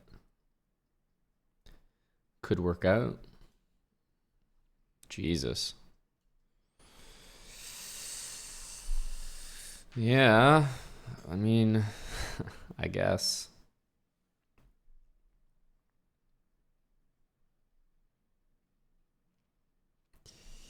Well, 95 is obvious, queen e8 is obvious, and then the next move is maybe not so obvious. d6 is gonna happen. Should probably just develop normally here. d6 will happen. We're gonna take.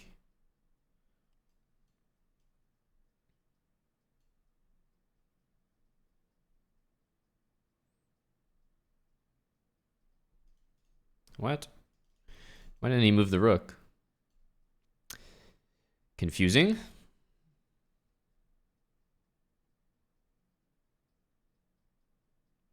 Whoa. Mr. Fancy over here.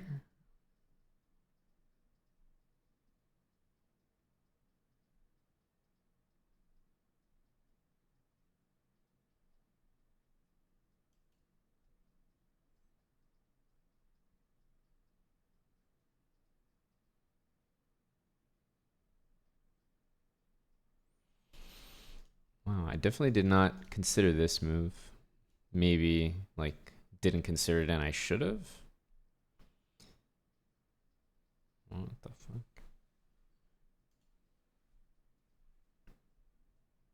fuck? What a weird game.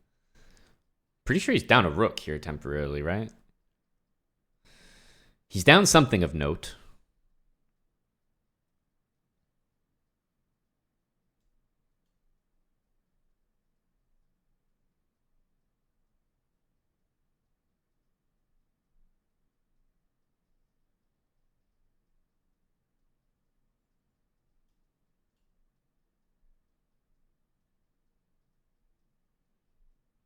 Very strange game.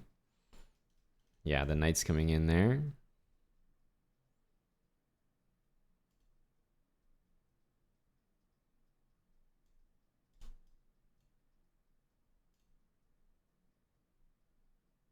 Should maybe play rook h3.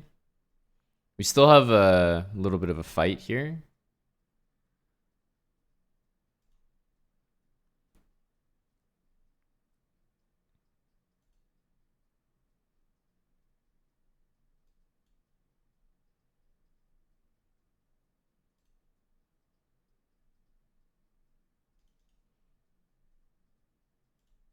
Okay, this hits the rook, which is helpful. Very much still fighting.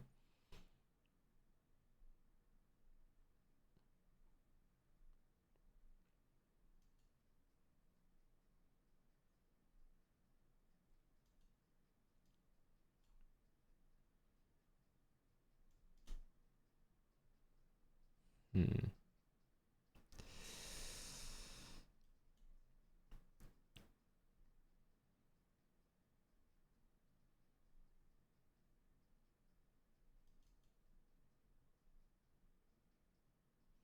Definitely don't mind bishop e2.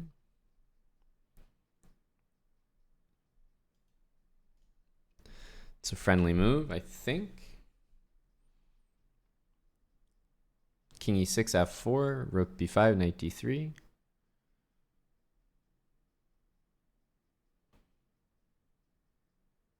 I don't even need knight d3, to be honest.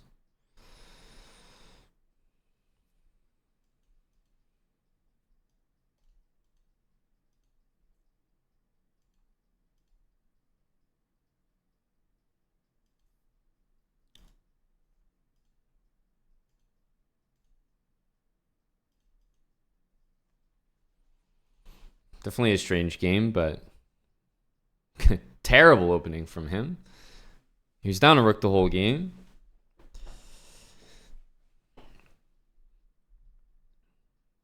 But I'm not saying that was a walk in the park. Not at all. Very, very suspicious at points.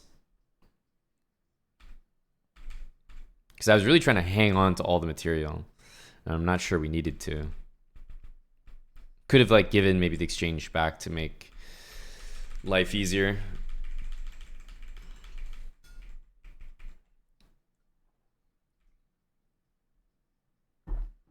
Yeah, just a terrible opening.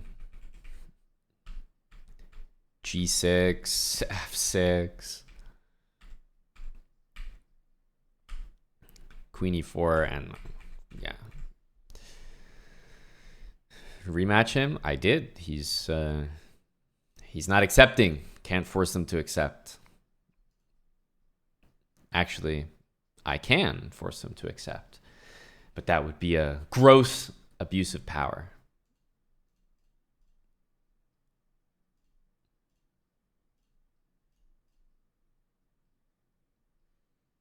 Wait a minute. Is this the same guy? No. Okay. Also Japanese 2600. Okay, it's his buddy, but this one is far more weeb. No, yeah, this is an elite weeb.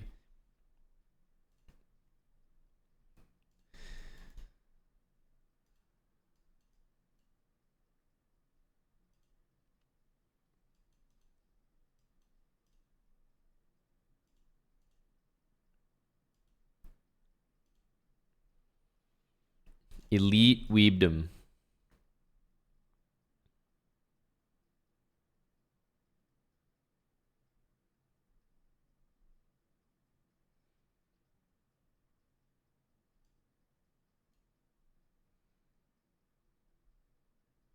Ooh, that should have been there. My bad, my bad.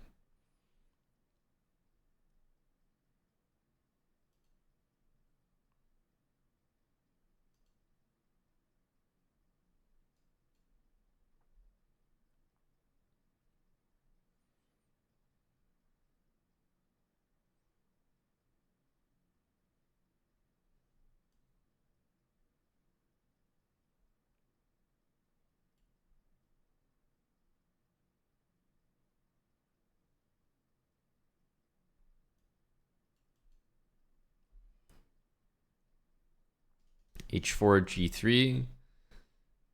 Probably needs to happen. In general, I'm really not interested in playing that move.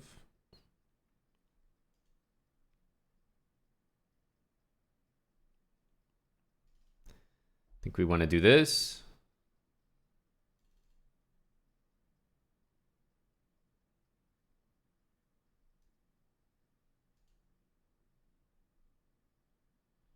Knight c4 is happening. Or knight a4. How do we prepare for this?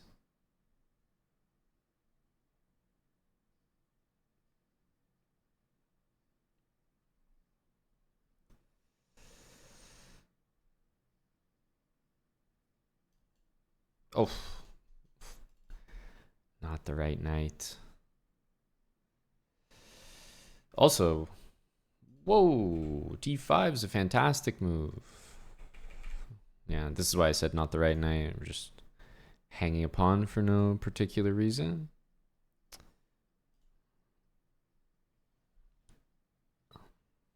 But yeah, d5 looked pretty good there. We're probably going to go for d5 in general, but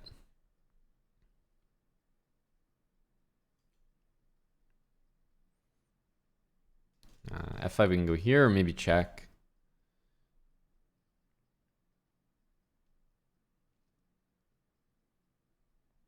Definitely a bad position, but we're down a pawn, so guaranteed to be a bad position.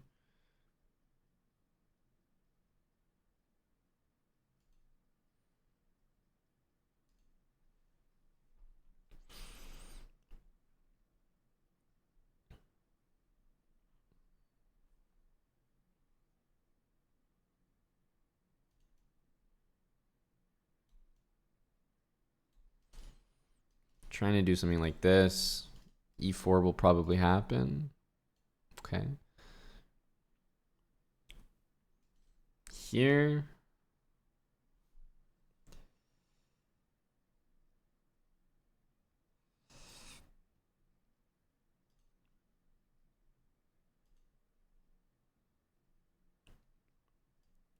Okay, this is manageable. I think we can hide our king on e2.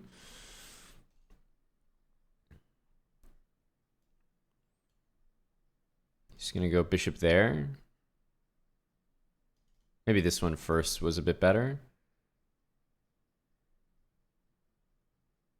Yeah, a little bit better. Okay, we can move the knight. We don't need to take this.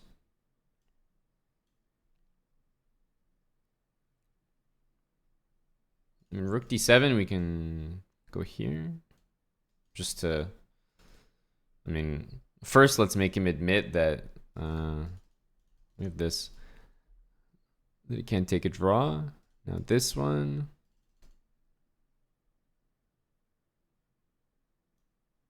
I'm not going to do anything too crazy. Knight's so strong here. Crazy behavior. This guy's ready to make a draw up. Wait, it's up one pawn, right? Not more? Yeah. That's a pretty tricky move.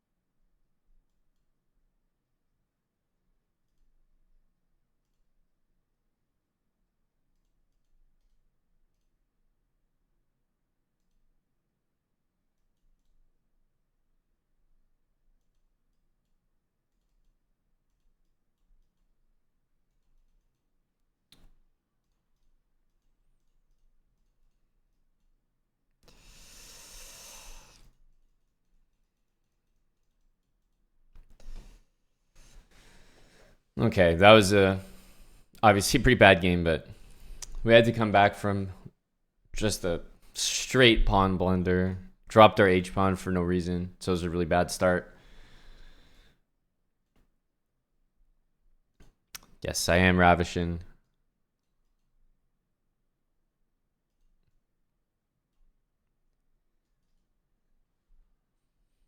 big hit to the Weeb army, but I feel like unless you demonstrate over a couple games, they don't register it as much of a hit as we'd like to think it is.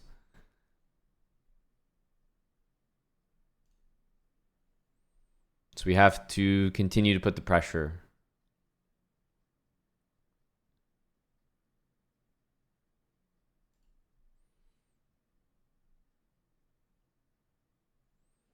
I wonder if he's going to try to do stuff like that or, yeah, more expected, just kind of switch sides.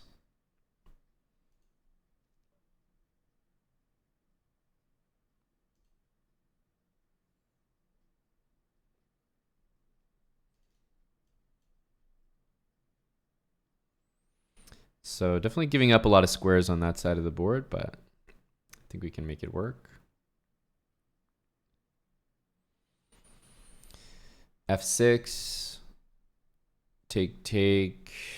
Knight d5 doesn't work. Let's give f6 a go. Take. Knight e6 takes knight d5. King d7. Rook e6 takes knight c7. King d7, knight a8, and I think the knight gets trapped there. So he'll probably go knight h3. Yeah, I knew he would be tempted by this.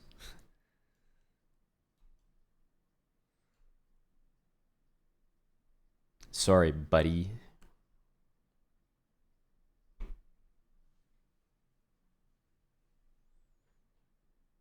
Okay.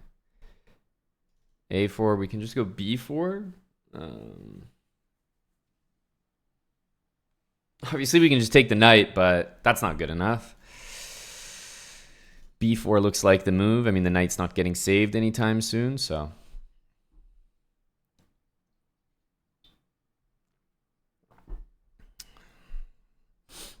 Knight a5, b3 looks pretty nice.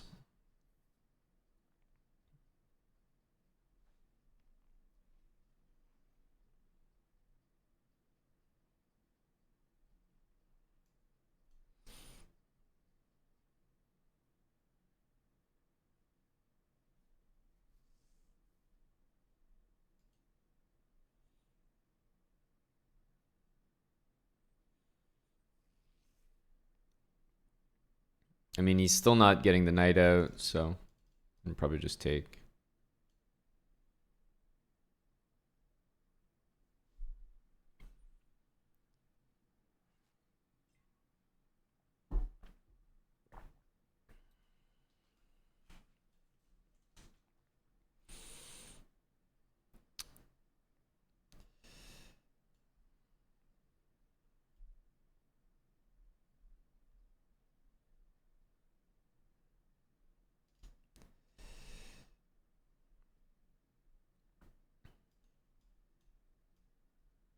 Or maybe here. No. He has rook f1, but we play bishop d6 or bishop d2. We read him like a book there. Yeah, in a new spot, ravishing. But I'm still at the cave decent amount. It's just we've had a lot of trips lately, so I felt like jet lag, like disorganized, like so much shit to do. So I've been at my place a little bit more. But once we do this last trip, which is this Thursday, then have a little bit more time. Not sure there's any trips ahead of that other than the end of the year.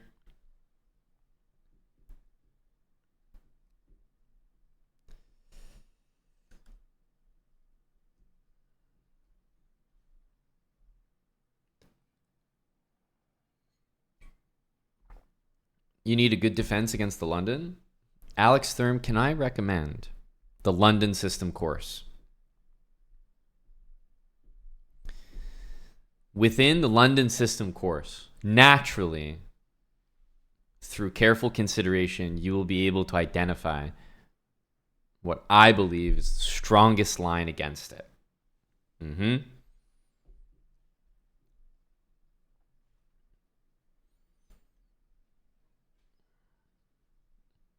That's right, Tommy, but not completely.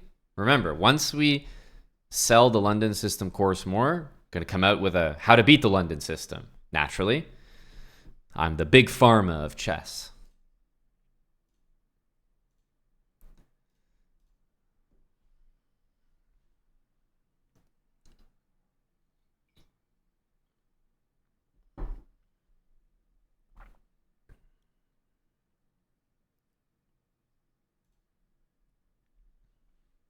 Hello, Boop Lord. Yeah, any kind of Fianchetto with d6 is generally pretty good against London. Oh, probably not the wisest opening, all things considered. Let's just go here.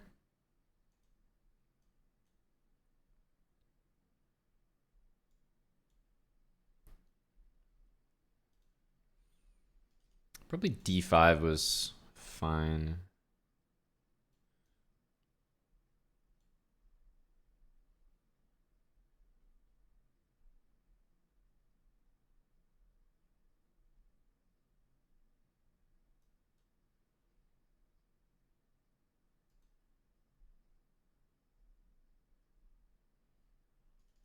Wow, takes. So strange.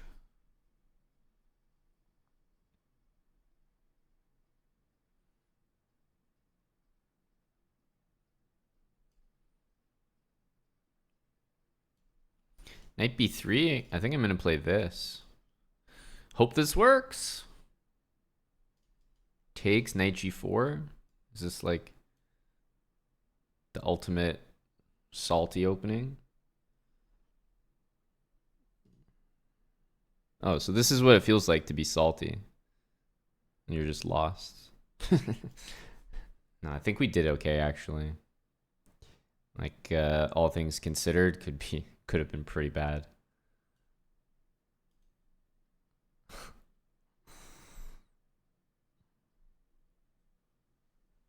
I mean, I'm definitely not happy with it, but I think we could have been lost like on the spot. And here we're just lost like slowly, normal loss.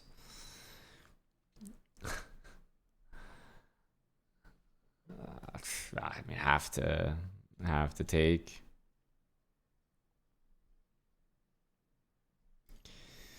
Bishop takes? No. More patience from my opponent. Hate to see that. It's a sign of intelligent life.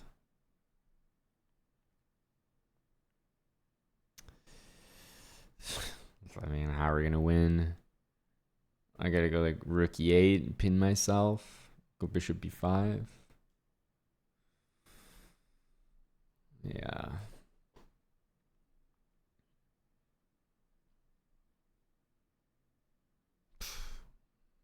That's too strong. That's too strong for me.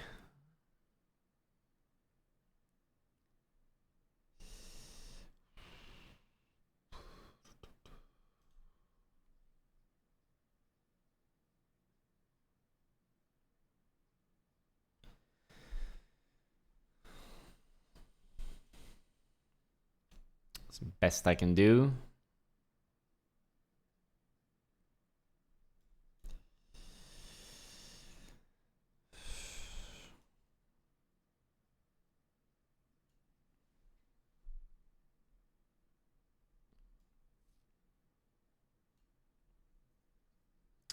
Firmly believe we couldn't have really done better than this.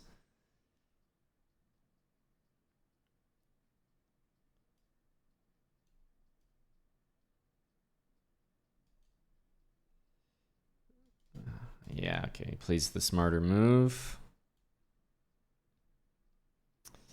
And the bishops are just, I mean, obviously a huge pain to deal with. Can we with this? No. I mean, there's nothing to do.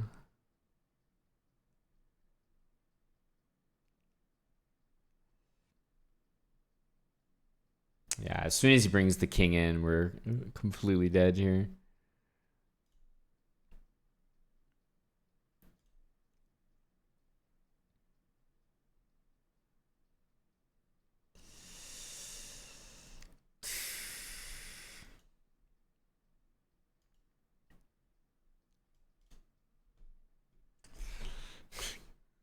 Oh, come on. Come on. That's the definition of unpleasant. If I play King F8, by the way, I'm also lost.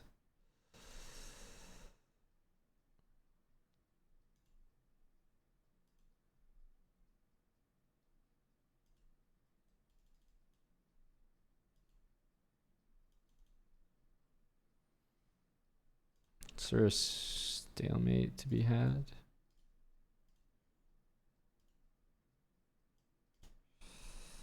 No.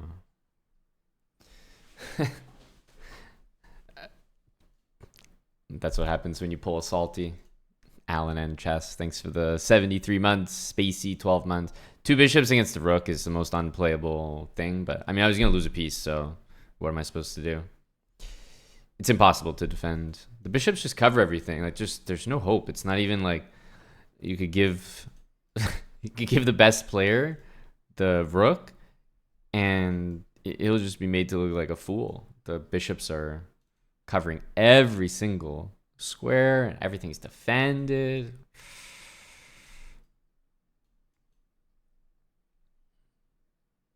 Tough out there. Okay, G6.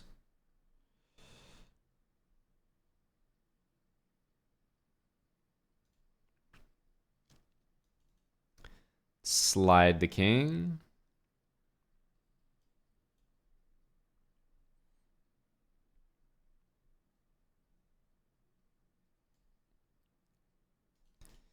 So just want to make sure there's no D4 stuff.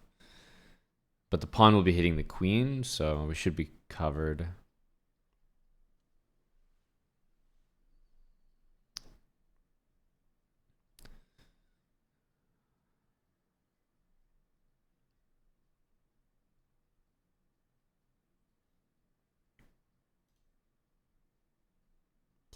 I know he's thinking about it. I don't think it works. Definitely now, maybe more than usual, need to watch out for that.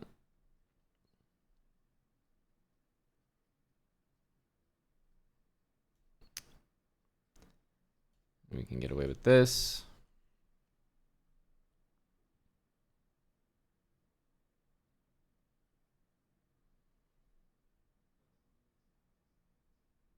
Believe me, it's still very close to a threat. Probably not quite, but very, very, very close.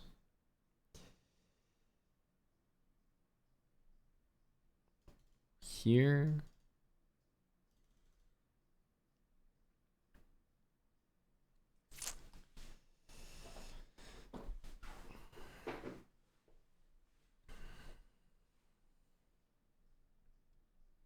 Maybe knight takes h7, but do I have time for that?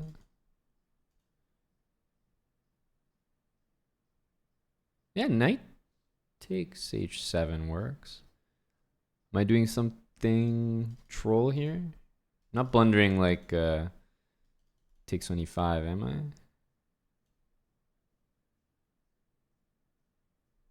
Yeah. Okay.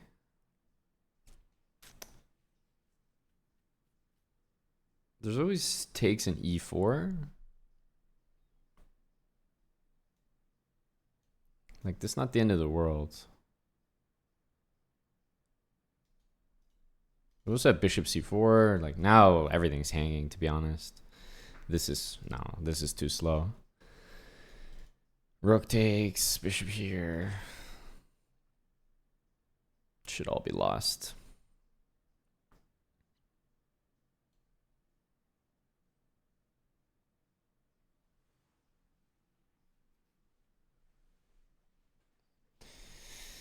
Okay, rook f1, queen f5, rook f6. I can take your pick.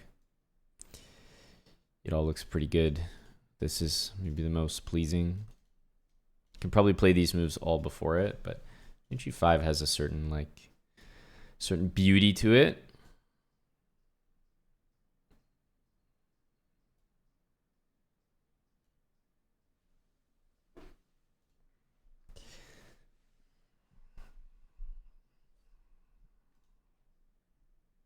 Okay, what happened last time? We got a terrible position. Knight g3 mate.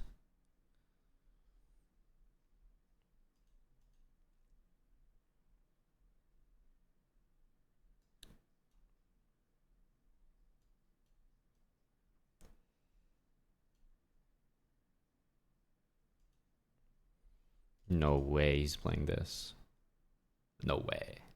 No way. Really? What? That's crazy. He's just rocking up. Bishop gone. Don't need that.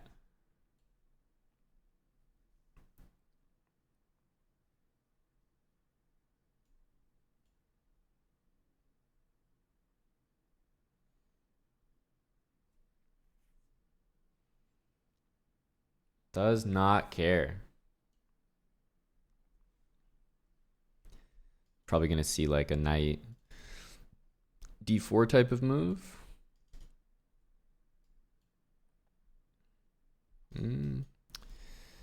Perhaps not my finest. Rook d8. I thought queen e3 was a little bit better for him. I'd be able to take here, but at the cost of my other pawns as well. So this move was played probably a little bit hastily.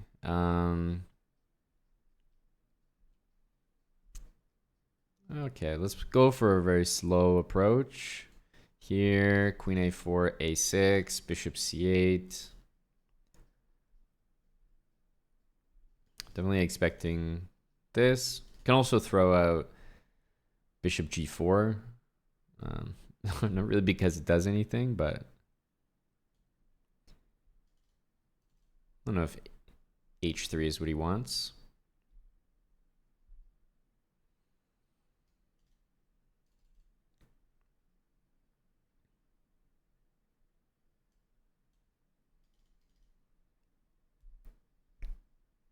Can double the rooks.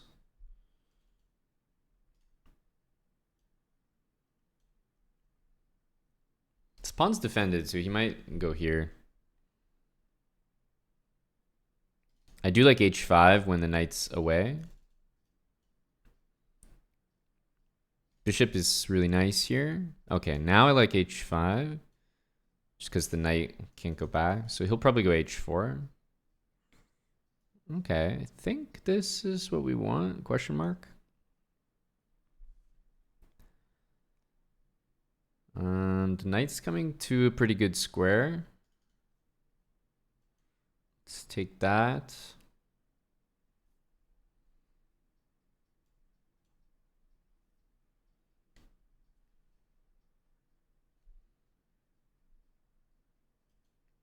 Okay, b4, a5 looks good. Or at least looks like something. Rook b1 is very likely. I'll take with the pawn.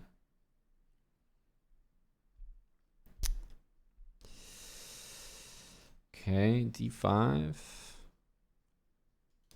Takes, bishop f5.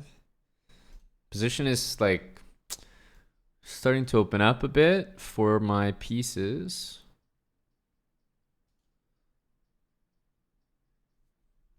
Don't know all of what's going to happen here, but when the tactics start flowing with the bishops, and yeah, pretty much every piece I have is well placed, so there shouldn't be anything wrong with this. Just take, and then bishop d4. He has knight here, but we can take, and then rook e1 and take back. So yeah, I think we just move back, maintain the pressure.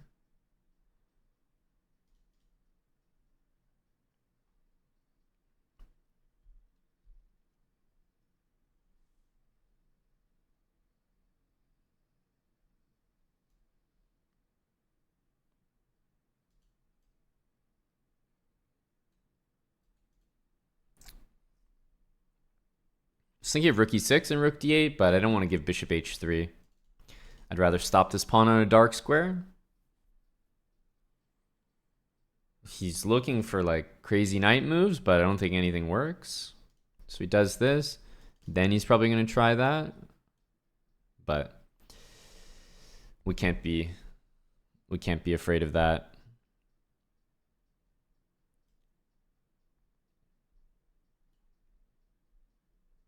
$24 a piece. If he moves the knight, bishop here should win material, so we have rook here, also hitting that pawn. Yeah, now we're in great shape.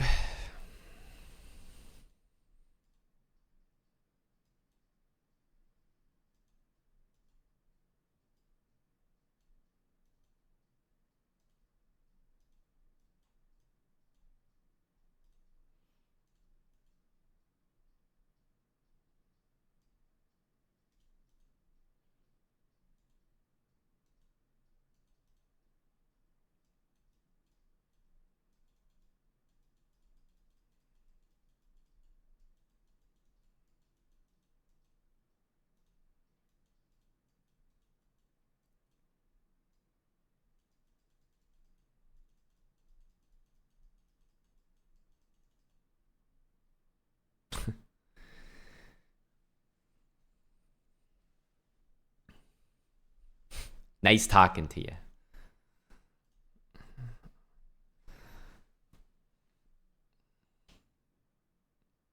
Yeah, 928, 65 months, tier 3. Thank you kindly, Jason. Good luck to me. Go me.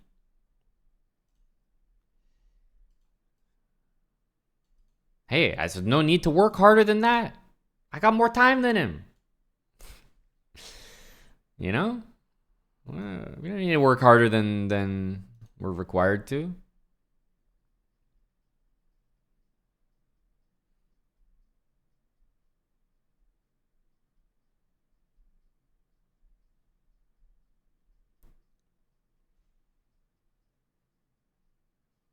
Go for 95.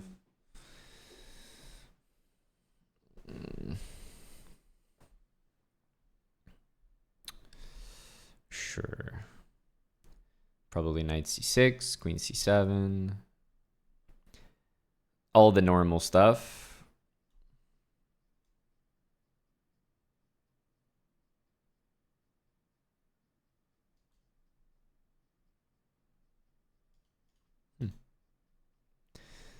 Interesting.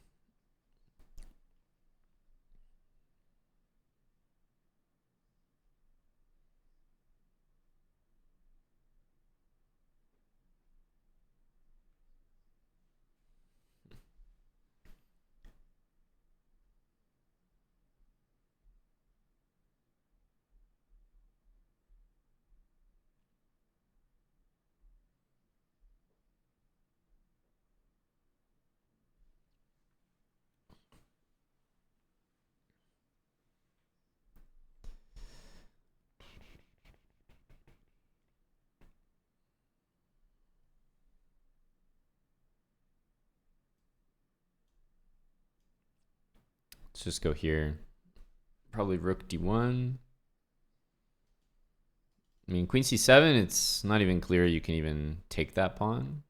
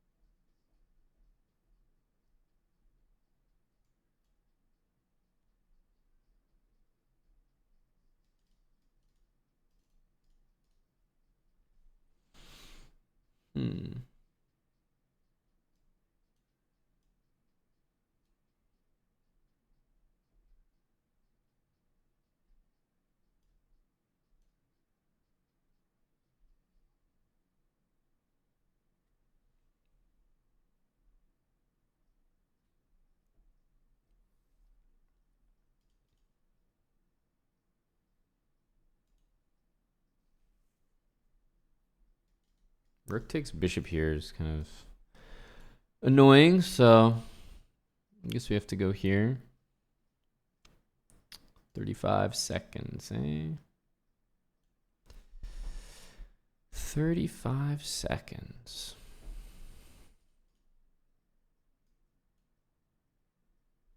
This bishop actually wants to go all the way around here, I think.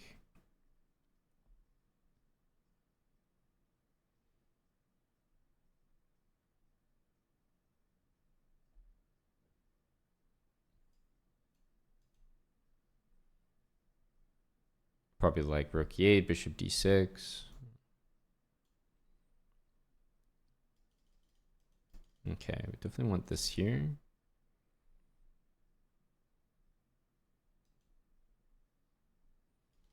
We want h3. Just put that on a safe square.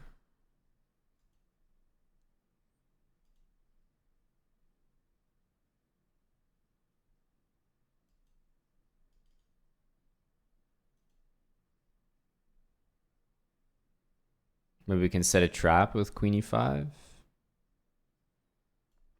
Okay, let's try this. Queen b1. It's not mate. If I was more ambitious, maybe I would have put the rook there. Wow, I did not see that. That's unlucky. Dude.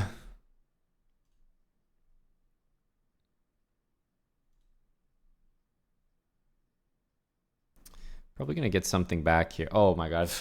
I played so bad. I missed it. It was check. We had come back a tiny bit.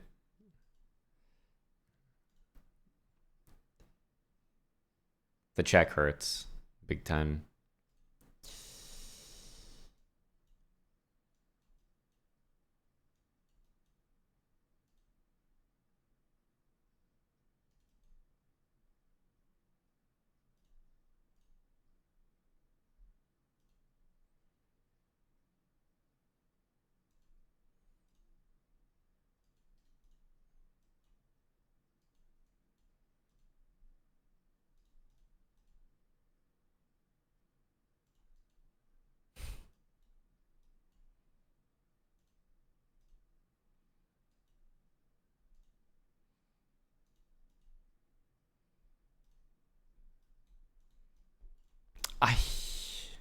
Oh my god, the most insane comeback.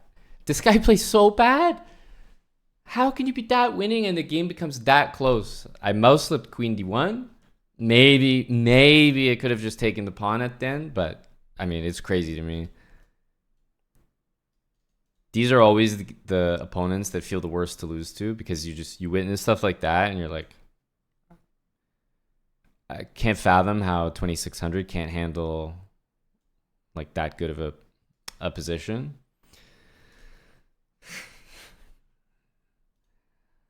So these ones always sting the most.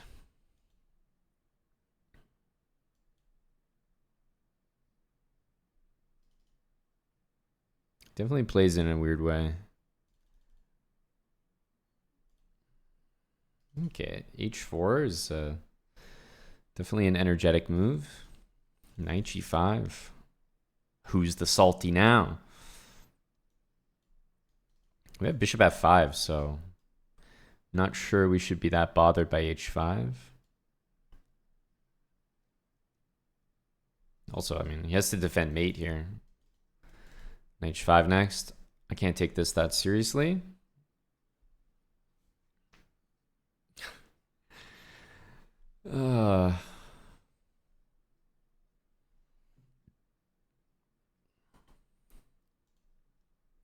Maybe we have rook b2, bishop c3. Did not expect that.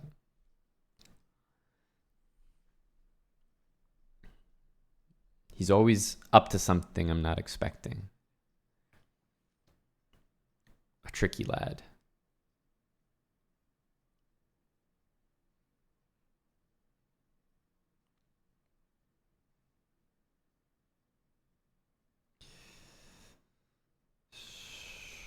Bishop d6.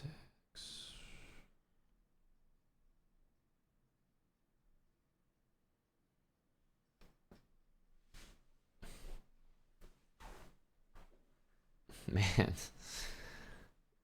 what the hell? This position doesn't deserve to be tricky.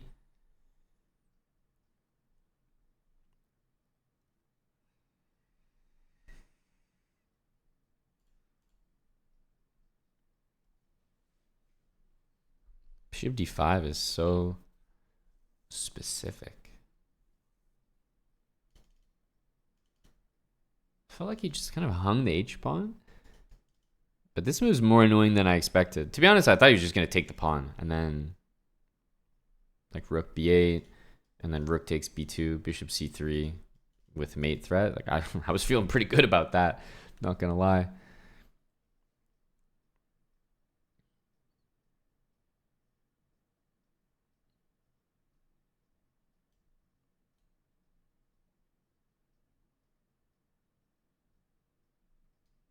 I think this one first was the way to go.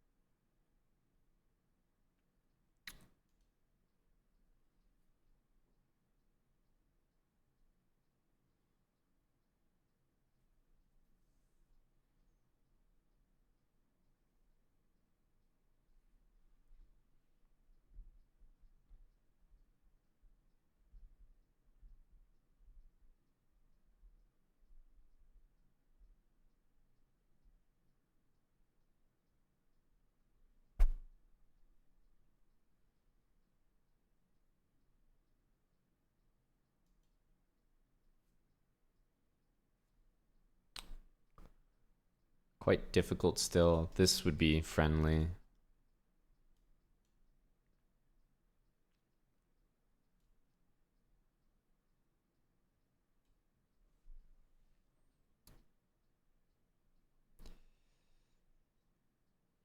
Obviously, he's got to play e5.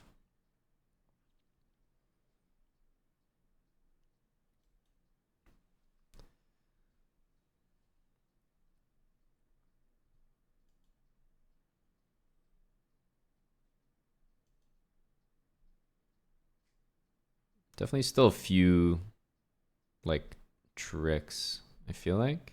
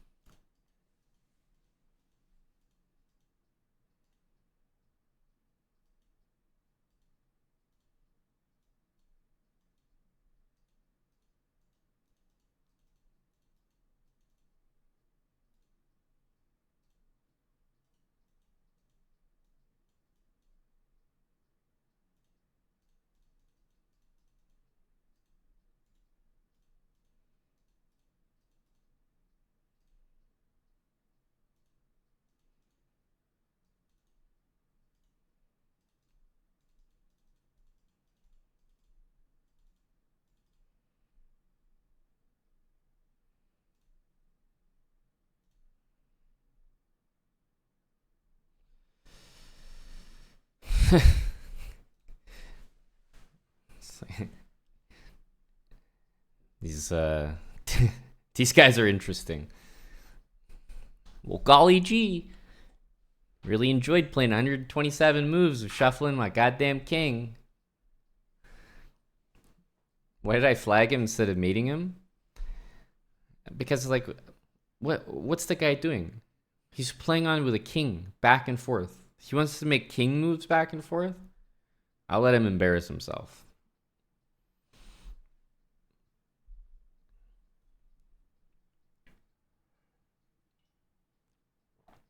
Accuracy level. My opponent's, well, I don't know. He played a pretty bad game, so he might not get credit here, but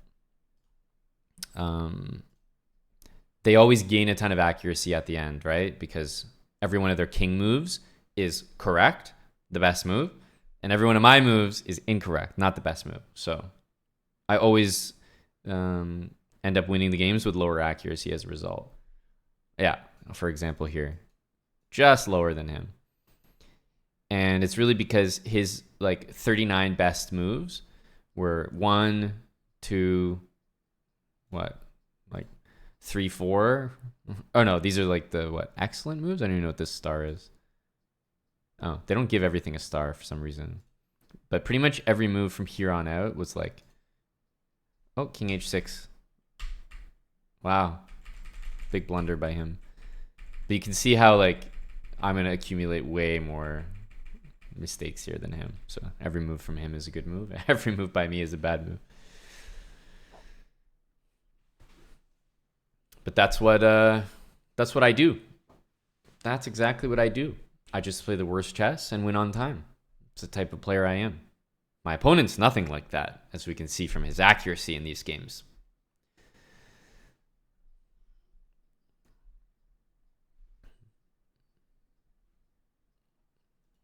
Just a dirty player.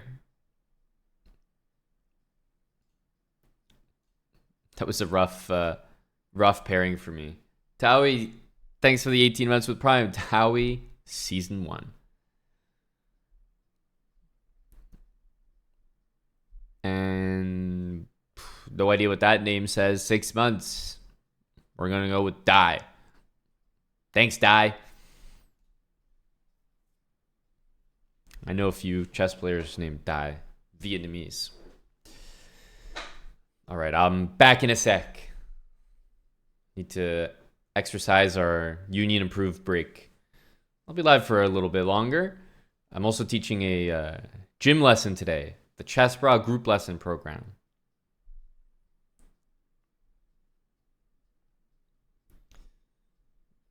In a couple hours and change.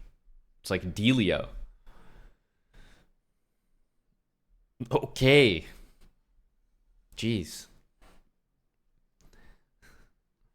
I'm sure everyone says that name correct. Must be the odd one out. Of course it says Delio.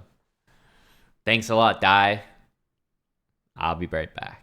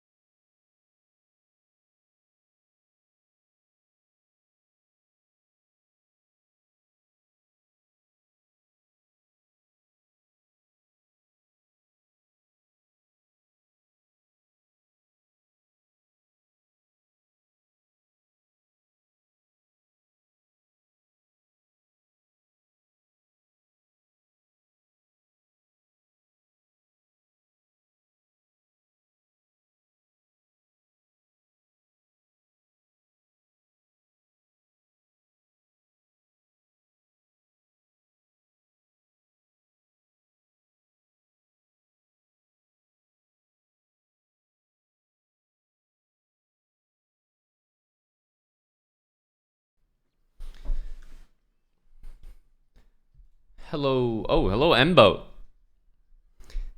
Thank you, sir. Well, that's kind. 4 years. Are you still in New York there, M-Boat? I know the World Rapid Blitz is coming up. Still not like entirely sure if I'll like go play, but quite possible.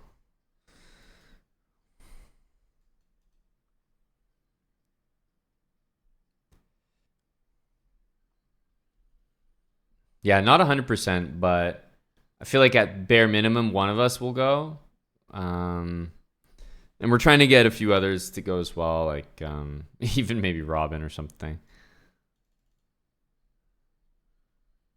I mean, like, obviously Robin will be there, but trying to get him to play, I mean.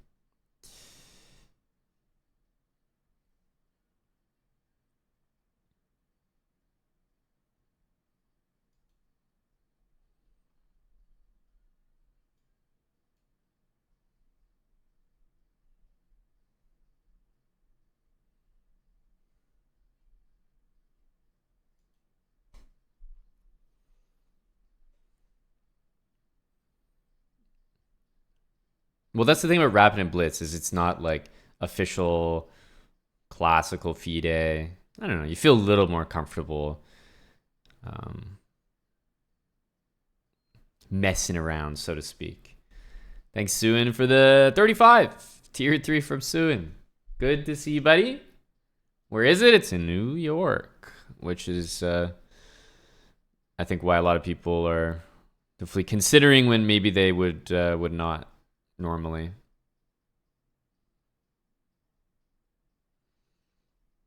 I think we're gonna have to castle here.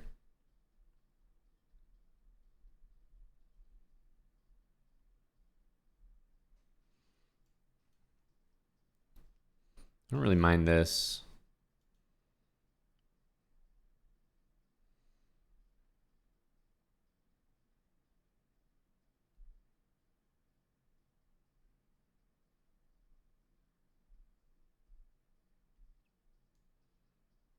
Definitely taking that.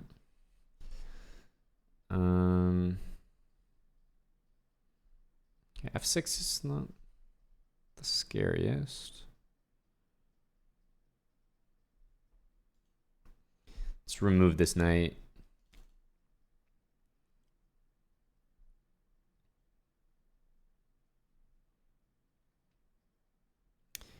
Fair, fair, fair.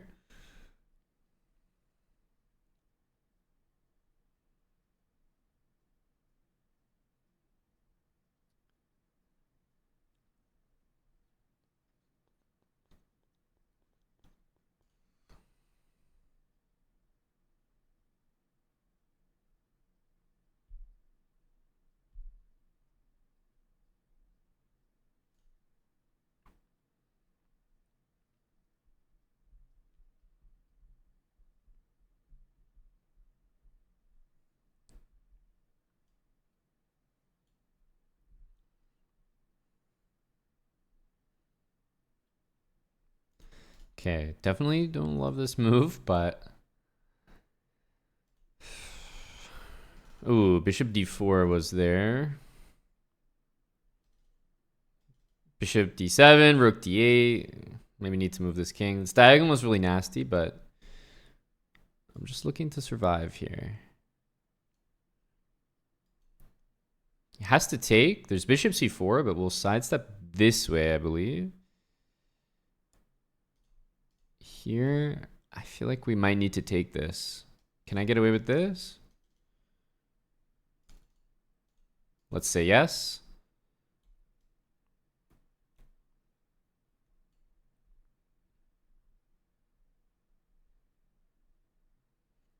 Definitely risky, mainly because of this stuff.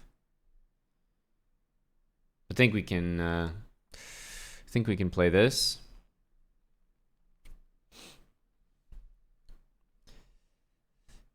You're hoping to get invited to World Rapid and Blitz. Damn. Who are you?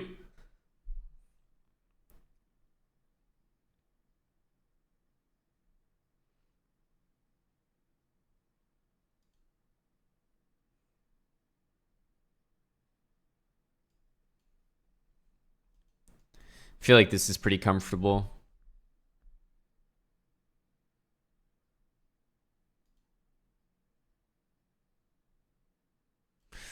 Maybe b5 and rook there was better.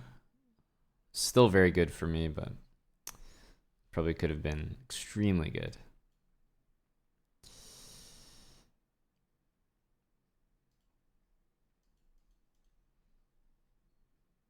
The knight, I think, does really well against the rook here.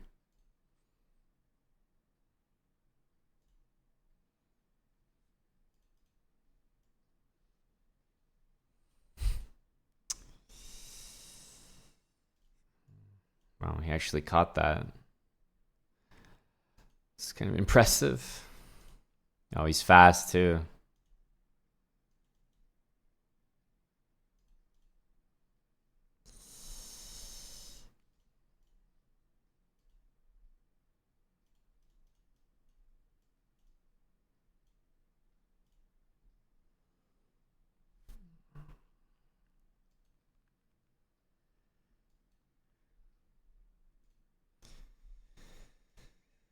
Oof.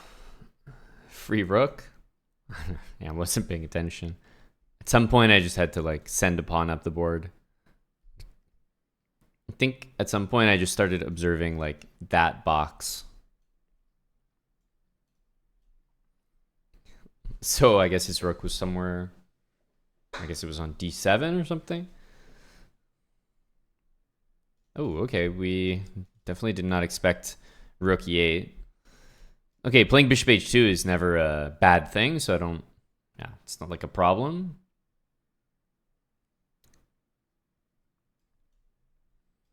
Definitely going to be playing g4 here. He's probably going to go rook d8. All right, rook c8.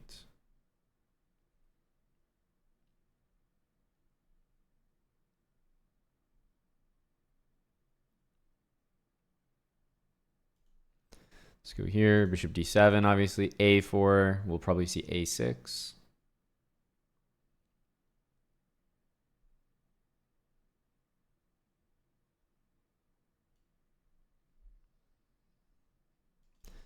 Almost for sure.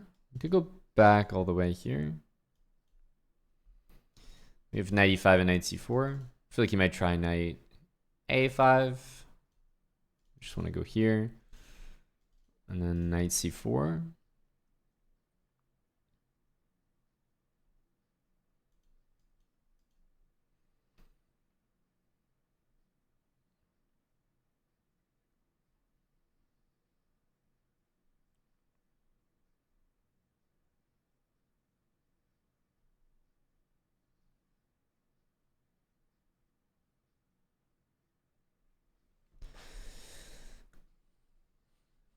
Dazzy, I don't know what is that? Japan and Japanese? Or is that a place? Because I'm pretty sure that sounds like a place. And we're only in Tokyo. a5, knight c3. No, that should be good. I don't believe in that. 2 pawns, but the knight is such an insane blockader that there's no way that's good. Thanks, Peter. 54 months. f5. Yeah, makes sense. We should take.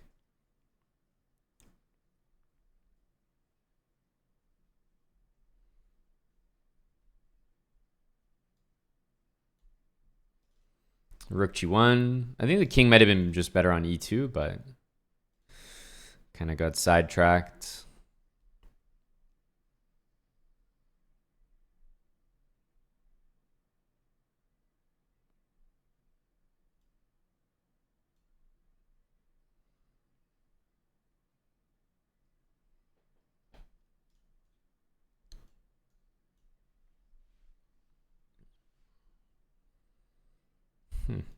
I guess that's a move.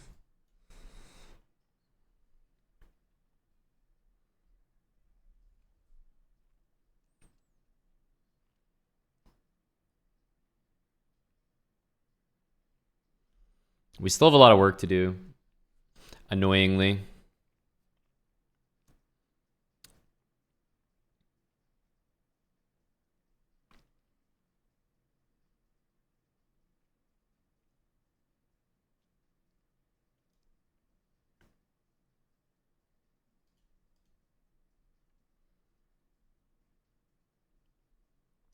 Need to play like king c2.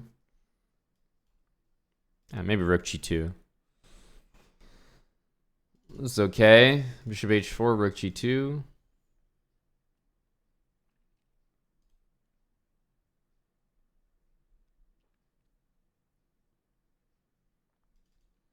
King up. Really waiting for that. I think we go here. Try to get rook g7. Well, lets us play rook g7.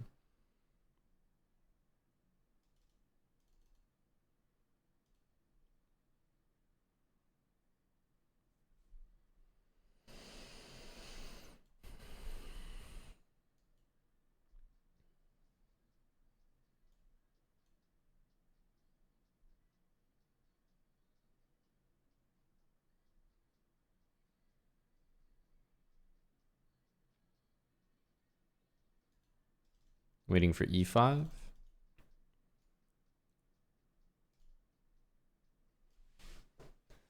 Also, we were threatening e5, so I'm not sure he could have done anything about that. Oh, I forgot we already played this. It was mildly annoying.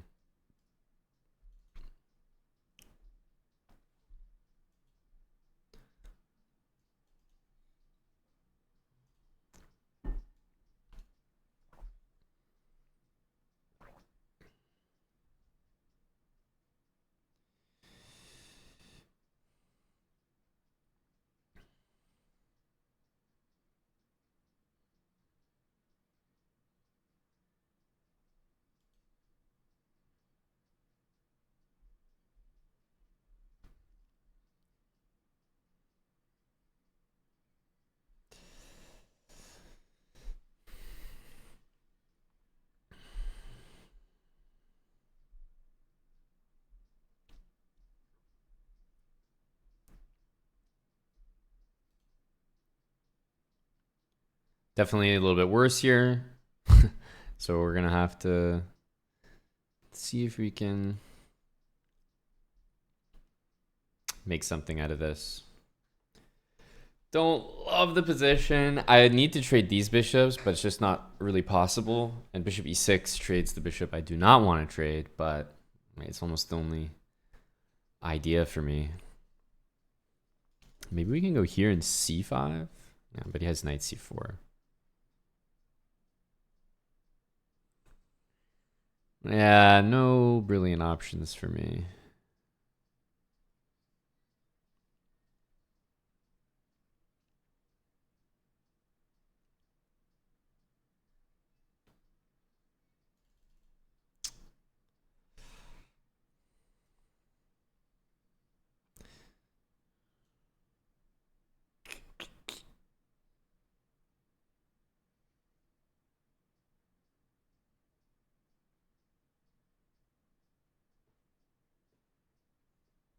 Okay.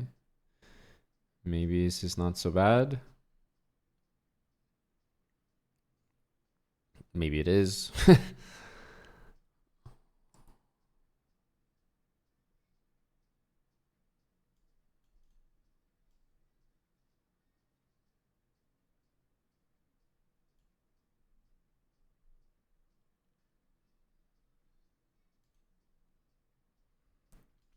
b6. Pawns are definitely alling up on dark squares, so I just can't trade these bishops.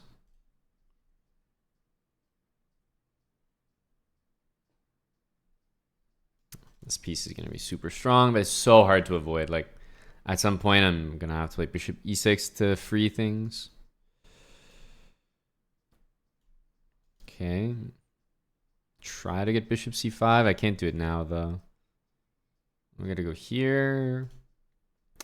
a5 is happening.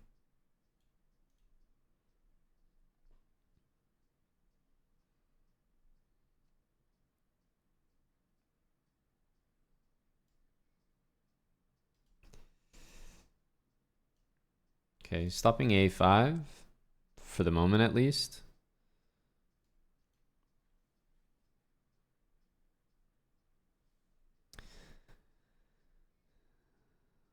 Yeah, it's rough though. Bishop c1 is happening.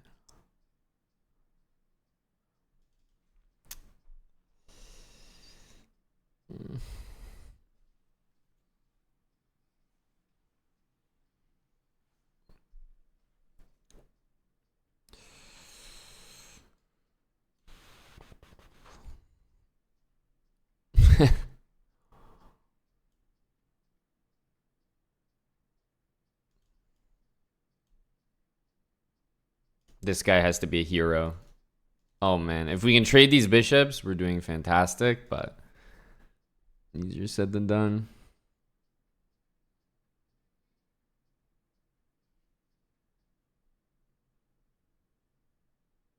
Yeah, super tough.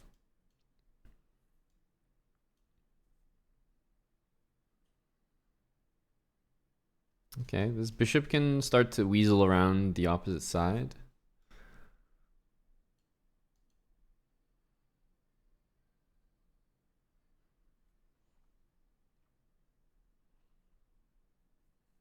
Yeah, he could take en passant.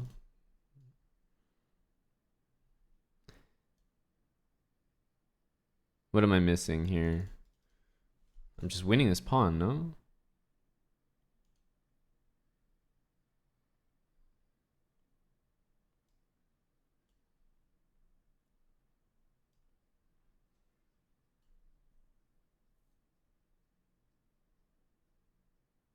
King here loses.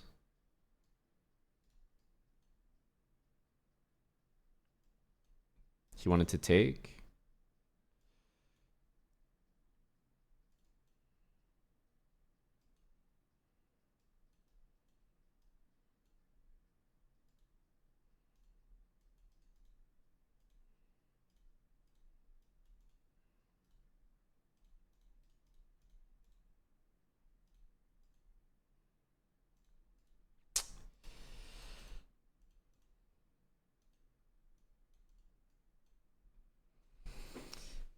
Had to get messy at the end if we were going to get the win, but I think we handled that bad endgame pretty well.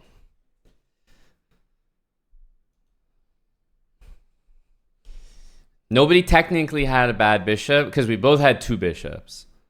It was like just trying to play to your color complex. Yeah, he's not going to play that again. Andy is Yoda, thanks for the 68 months. Indeed, 1 month away. Go, Andy. Riblet, second to 15. 1600s and bullet.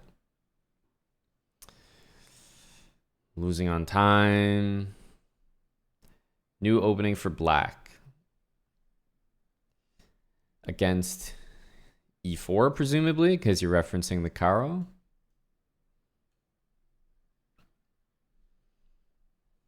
Opening with black against e4. In bullet.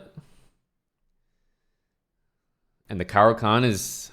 It's not doing it. It's no good.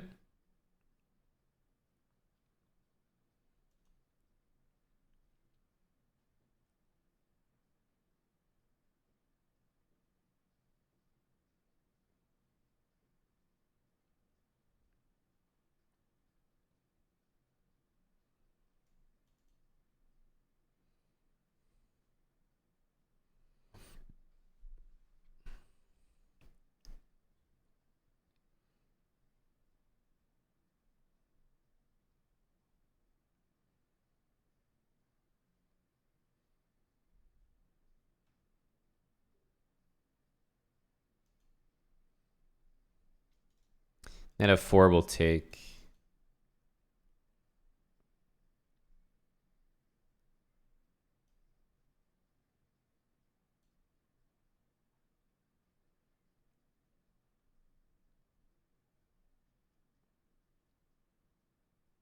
So I actually played this before and I castled 95 and played g4 and I actually didn't mind it. G4 was kind of a weird way to defend that pawn.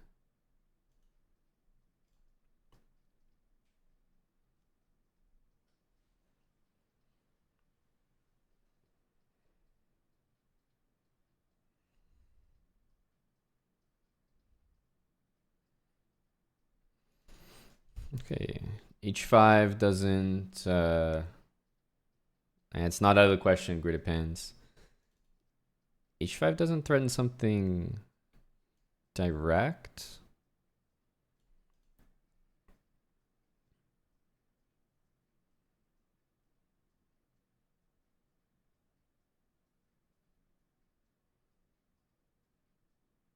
Maybe it was time there for knight f3.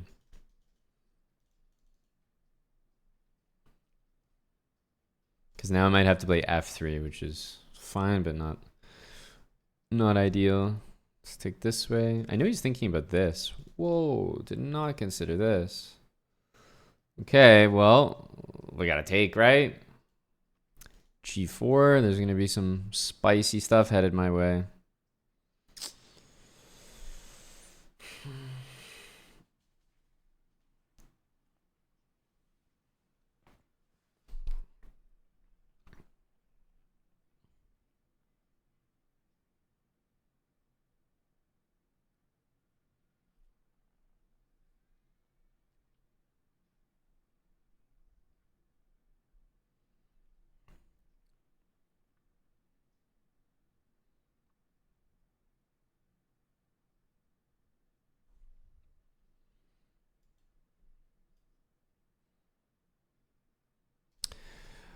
Oh man, I saw this, but I did not see queen h3. Queen h3 were lost. Ugh, I definitely didn't see that. Okay, now we have to do this.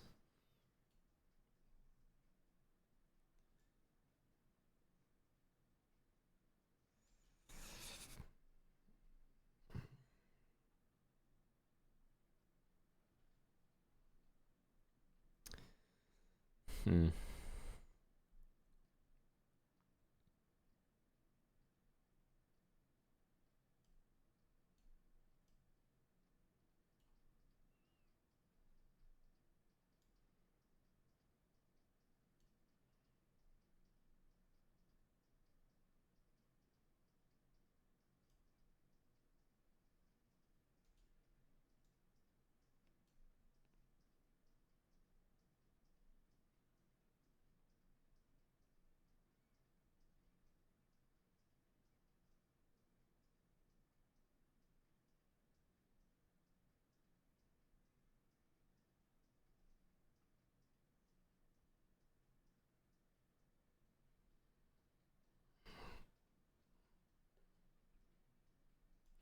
He's used so much time that now I'm just going to trade the queens and win on time. Knight takes f6 looked fantastic. Yeah,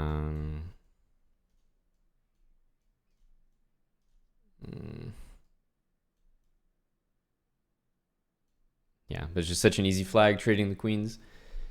If he had made a quicker move there, I probably wouldn't have felt as confident playing queen g2 because it's not winning. So then I would play knight f6, queen h7, and I think we did a pretty good job defending. That position looked really tough. After g4, I was like, okay, we might be dead here. Like, very uncomfortable.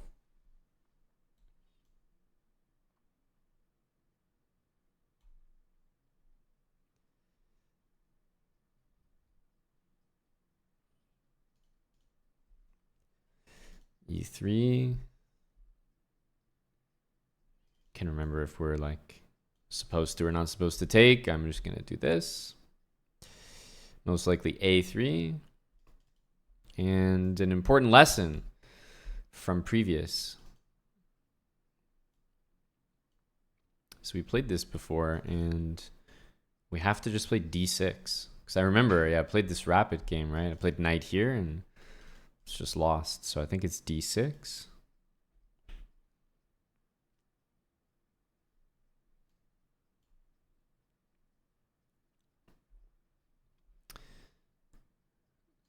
Let's go here. We probably could go there as well, but this looks fine.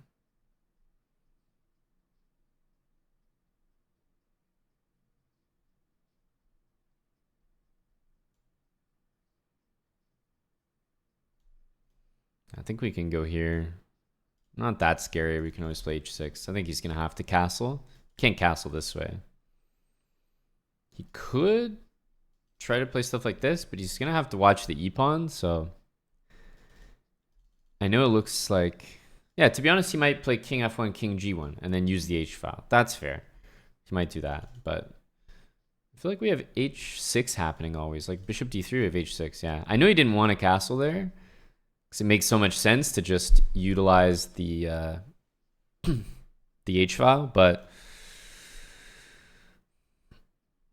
I didn't really see what else to do.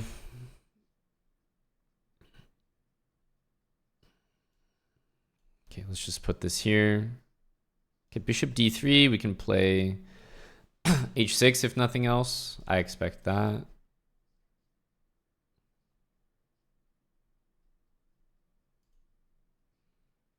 Oh, maybe he could take. I think he'll leave it though. Probably play knight f3, queen c3.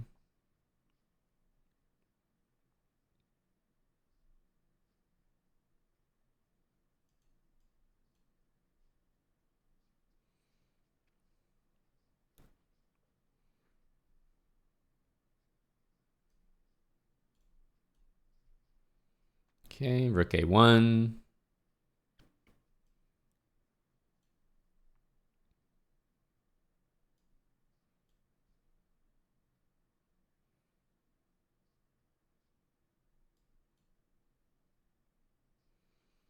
We just need to watch this knight. Where's this knight going? Here and then here. We gotta track the knight.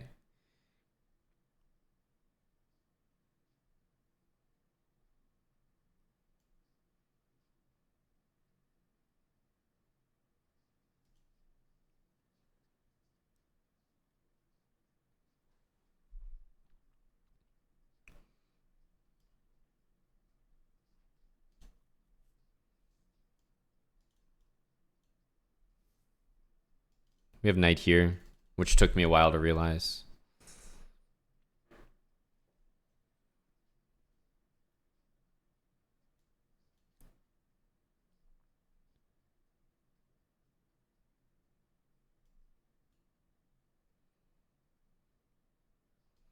So we have these two squares covered. I need an escape square desperately. I can't really.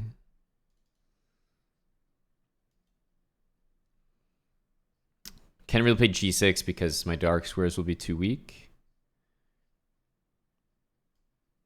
Okay. Giving up this square. Knight d5, I think bishop e6, if nothing else. Here. We can go bishop here. Try to get a queen trade in.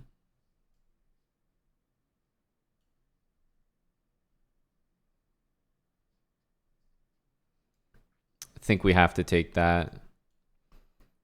These pawns are all defended, so I much prefer the knight here. Doesn't matter to me if the knight's actually better. It's just easier to play for me, no matter what. Okay, let's offer a queen trade there. Okay. Yeah. Now we're doing well here.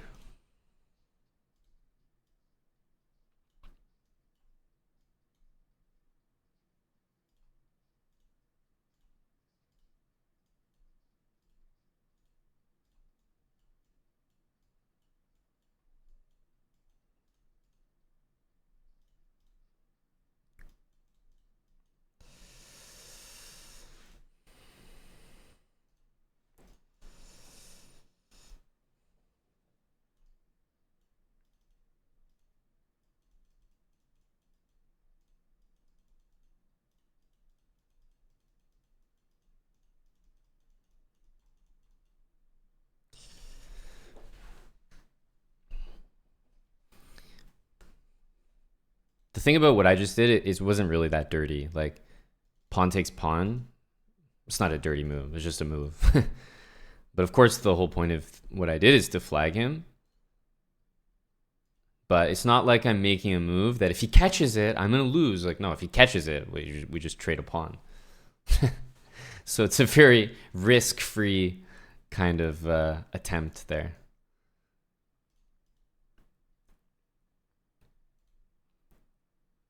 Reaffirming, of course, that I'm not a dirty player. I was just trading a pawn. Nothing to see here. Just your average Joe going for a pawn trade in an endgame.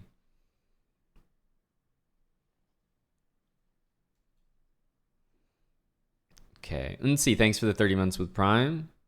Okay. A little aggressive, huh?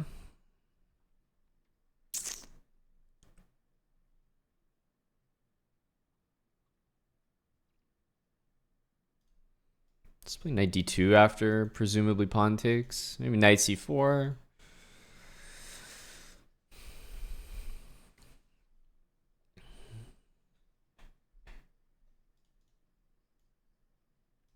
Here, queen e7. So maybe here. That will force some trade. Takes, we can take with the bishop. I think queen trade just benefits me here, so I'm going to do this. Okay. Queen here.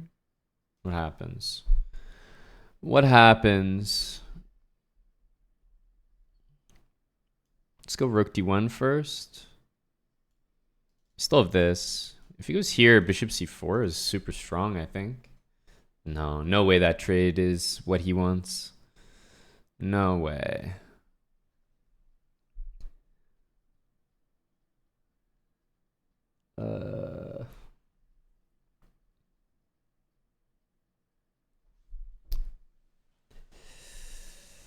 Okay. Maybe e4 is good. Also king h1. H5 is a little bit strange, but I see what he's up to.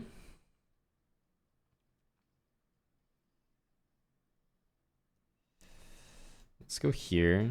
F4, I'll go queen e2. G4 is hard to play. He needs to defend h5, and I'm hoping I go f3, like slide the bishop over. My pawns are all on light squares, so it sets me up decently for a bishop endgame.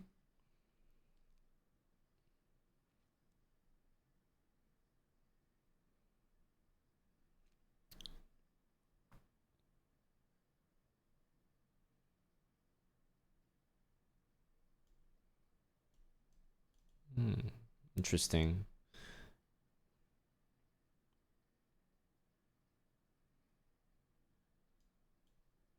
I don't mind that. It goes here.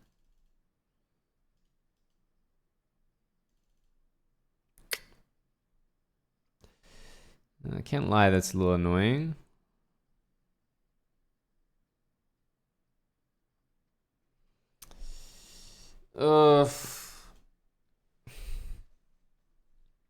Have to reroute my own knight.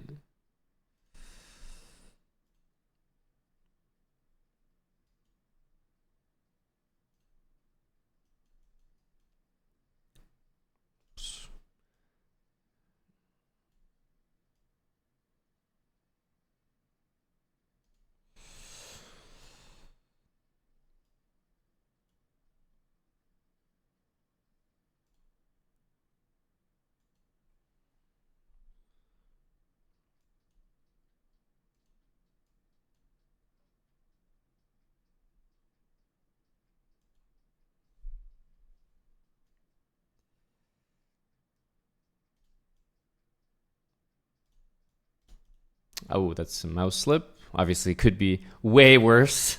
I'm not going to complain about that. I meant to play knight f3.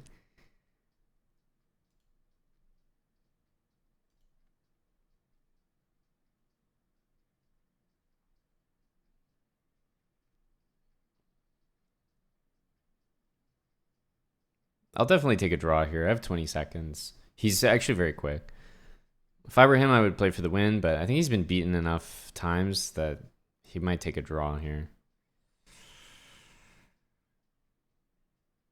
I'm going to play for the win. He's taking enough time that I'll try it.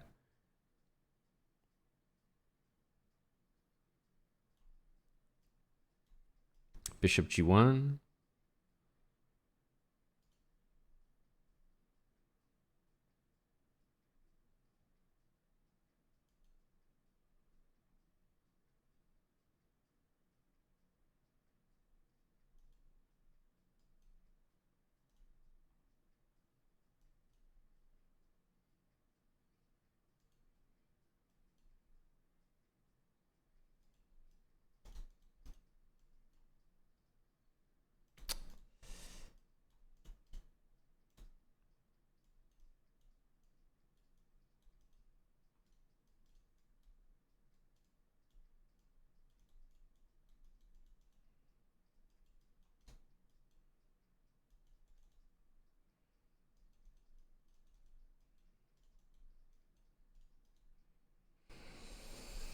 I feel I'm a little bit faster than him when it matters, so I decided to go for it.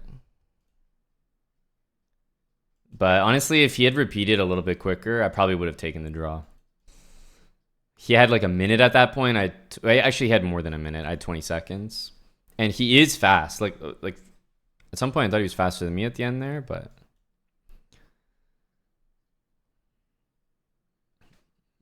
a dub is a dub is a dub. A4. Yeah.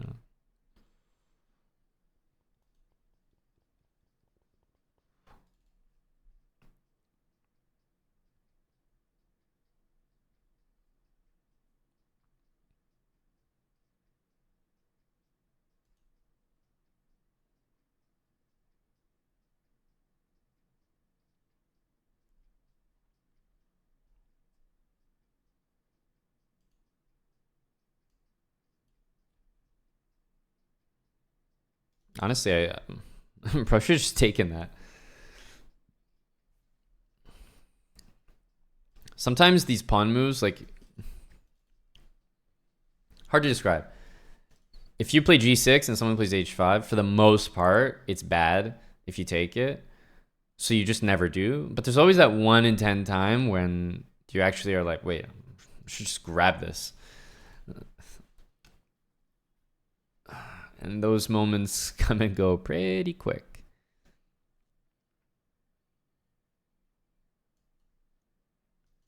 Okay, we're hitting this, so I wonder if he's going to go there. No, he's going to give me this pawn. Take, take, take, queen g3, knight g6. He's got knight a4, but can we hand over? I think we should be okay there.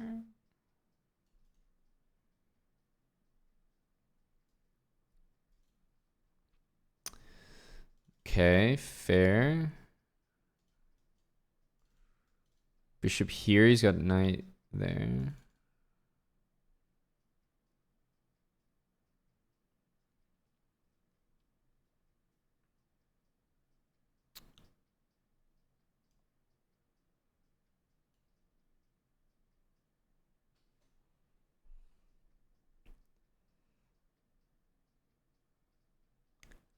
Huh, yeah, it's actually pretty clever.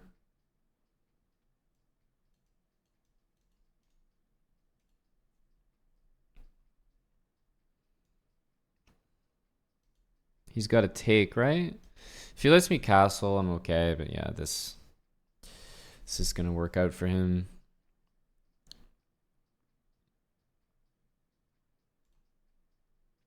He's going to go bishop g3. Can try king here. I know he has queen h5, but I'll let him take that. My position is not good, though. It's a very open position, and definitely did not see that. Yeah. I have to sack material here.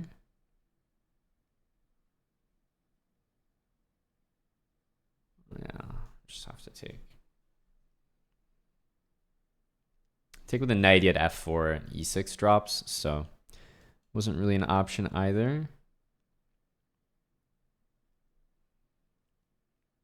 Have to try to hold the fort here.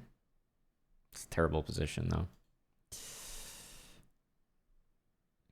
Rook a1, gotta go rook here. Rook a6, gotta go rook here. That's pretty bad.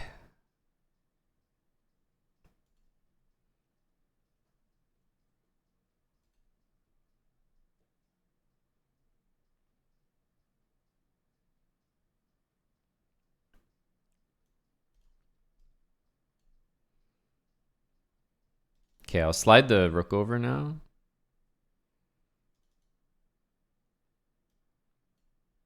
Maybe I'll take with the rook. Just to get some activity. Pawns are trash, but...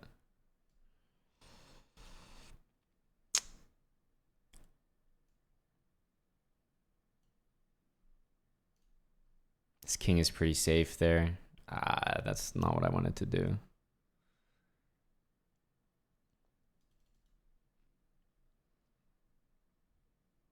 handing over the keys to the kingdom there on the 7th rank. Now his rook is actually useful.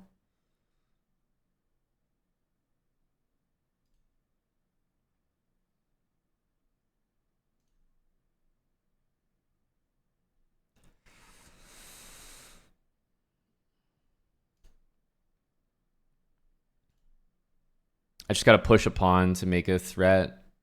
It's going to be way too hard to defend everything.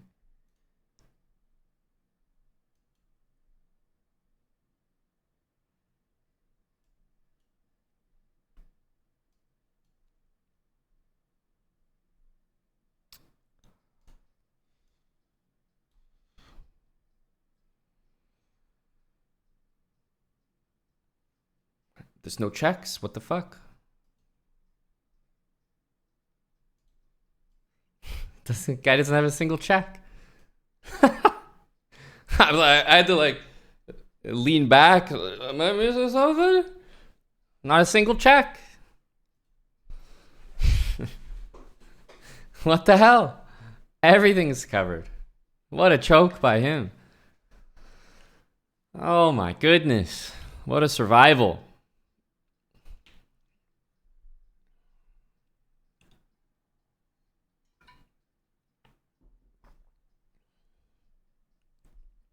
Yeah, still Grinnith win. G4, I was going to take it. Queen takes or whatever, and I was going to go king f6. And, like, I'm sure that I'm much worse, but the king is remarkably safe here. And now after you play G4, you got to be concerned about yourself. King is now much weaker than mine. Look at this knight. Holy shit. The rooks. Everything is just safe. Oh, my God. The knight on f5. Perfection. Perfection. Wow, the eval in this position is actually black is better. That's crazy.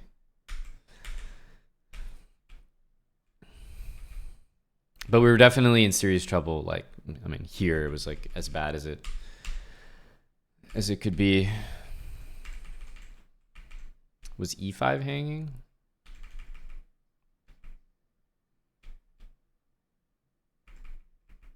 I mean, my e-pawn? I don't think so. My king's on f6 the entire time, right? Oh, here. Yeah. True, to be honest. Okay, but here we're at what? 10 seconds? Yeah, I don't think anyone's really playing the position anymore. We're all just trying to survive. But this would have been... Still, I don't see, like, queen e5, what's the threat? Check, king here, and there's no checks. What the fuck? Everything's covered. This knight is just a hero. So yeah, it definitely would have been bad, but there's still no threats. It's unbelievable. But yeah, I definitely didn't see that. Everything's, yeah, check here. So what? Would have been bothersome though. Yeah, that's definitely not one we want to allow.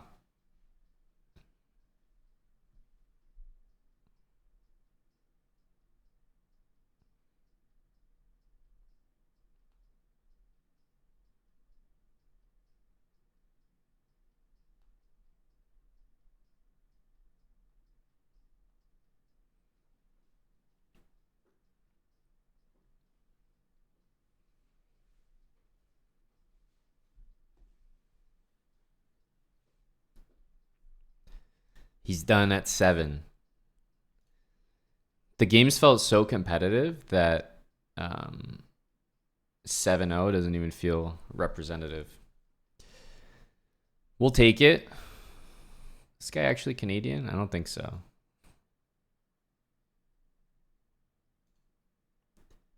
I don't think so. But he's 4-0ing. David Brodsky. Shame for the runner. Or shame to the runner, yes. Close, 4th shot crits. It's still like so far away. Even the last like 20 whatever points.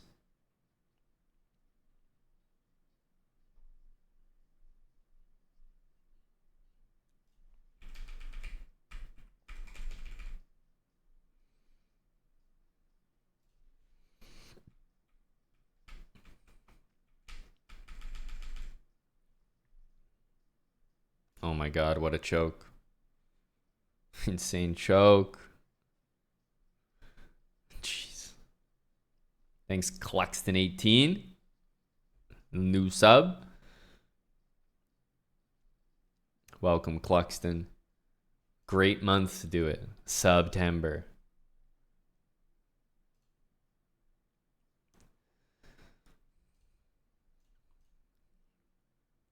Picked up a little bit of rating.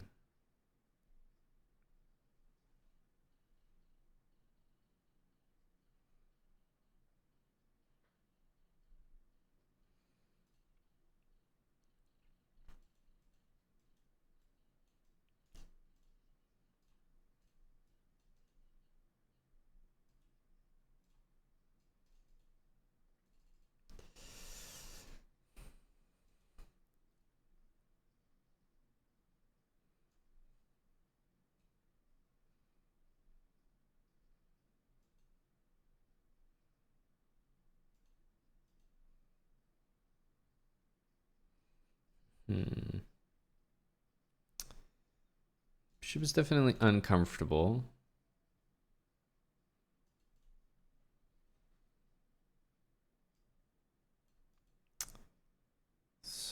Super unpleasant.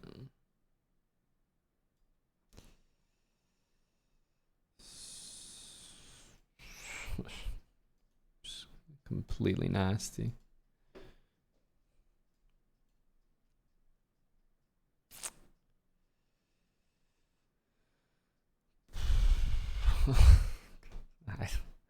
I don't even know how to keep playing.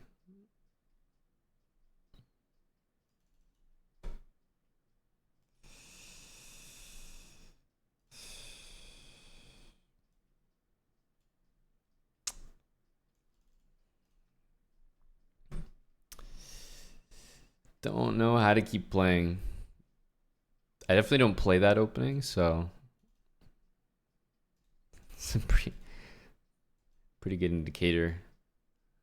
My understanding there.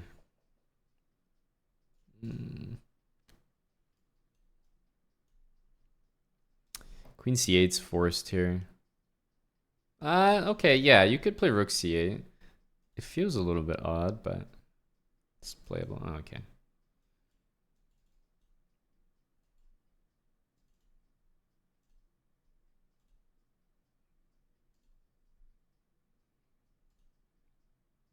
Okay, let's try to play against that a little bit.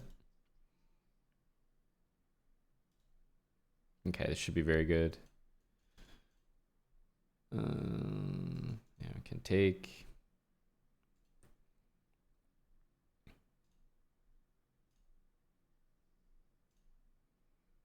Yeah, we have 3 connected pass pawns. Should be good enough here.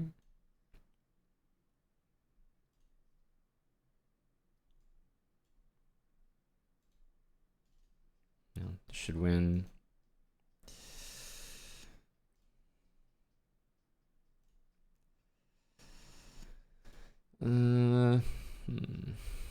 Mate.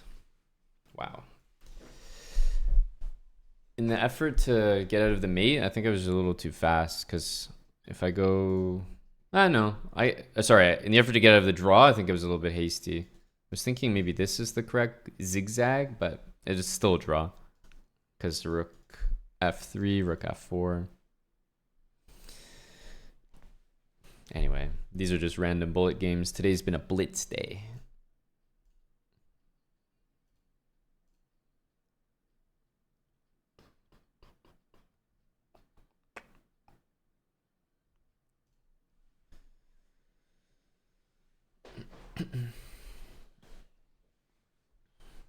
Hello, Markich. Thanks for the 11 months. King Frankel, thanks for the 85. That's ancient. On to the next year. King Frankel, 7 years and going. Thanks a lot. We're all getting old. I'm getting old. I feel old. Thanks, Markich. Thanks, King Frankel.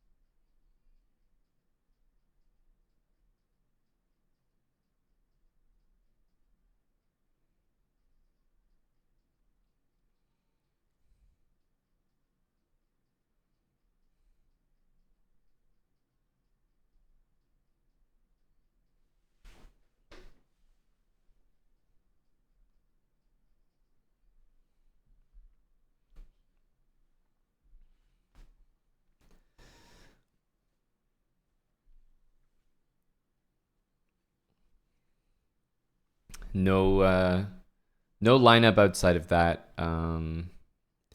Mandrabanki. I have always wanted to host this bullet gauntlet since last time. So maybe if everyone is there, we could do that. But even if not, I'll probably find some other people to test it.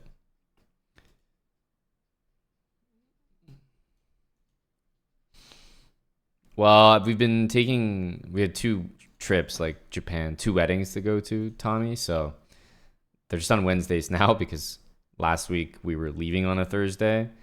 And this week, again, we're leaving on a Thursday. So just happenstance.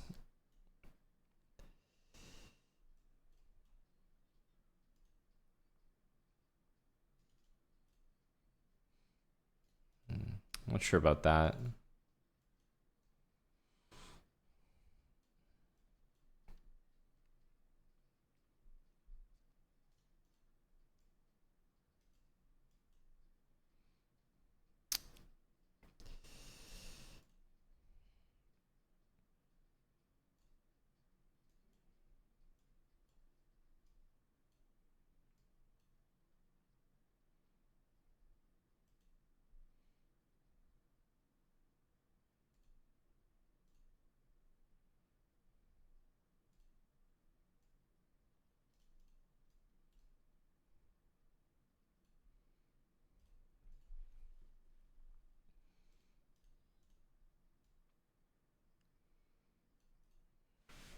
You prefer Wednesdays? Yeah, it's like that for the moment. I have a feeling we're probably going to go back to Thursdays, but TBD.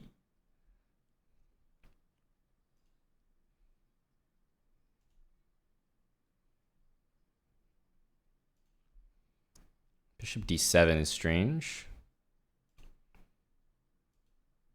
It's like he's like 10 moves behind where he should be.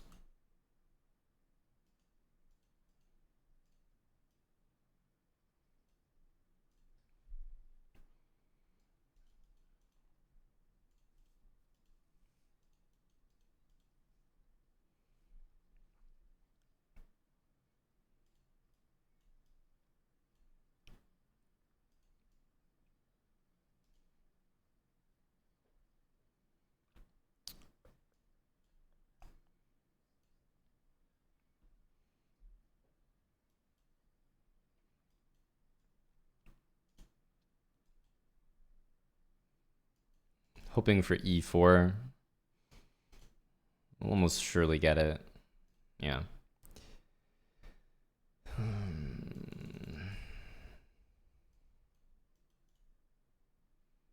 G4 is a threat. Very hard to stop.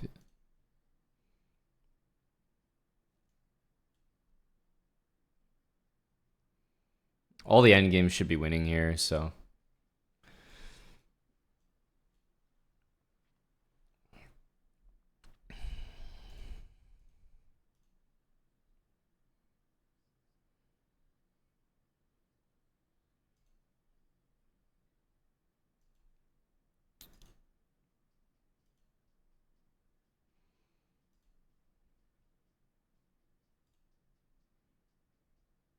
I think we'll get our knight to C5 here.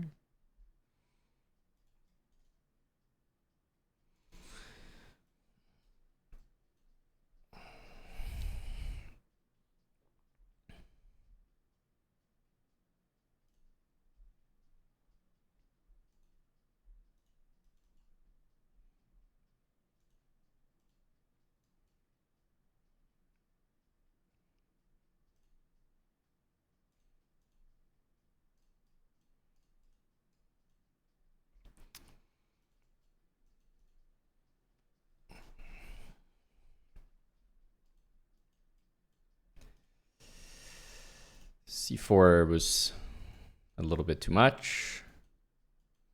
Let's take with the pawn.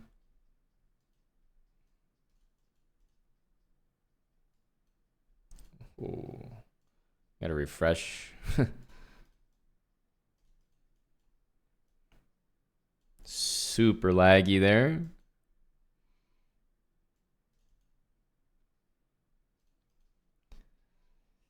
So that's a good move.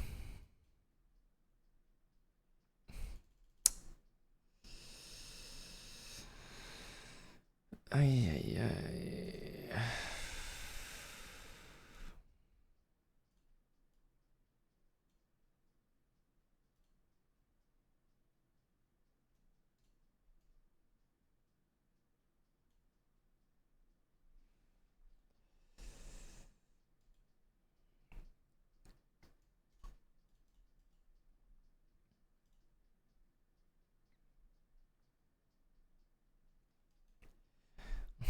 We have to play on, just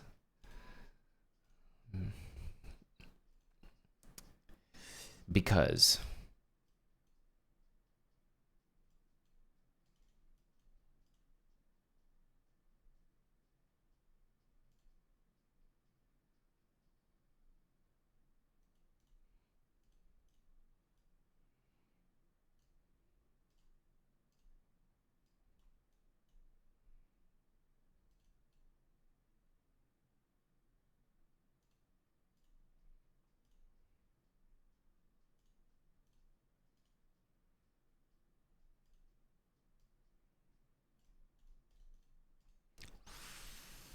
Oh, I didn't see that the rook could move there.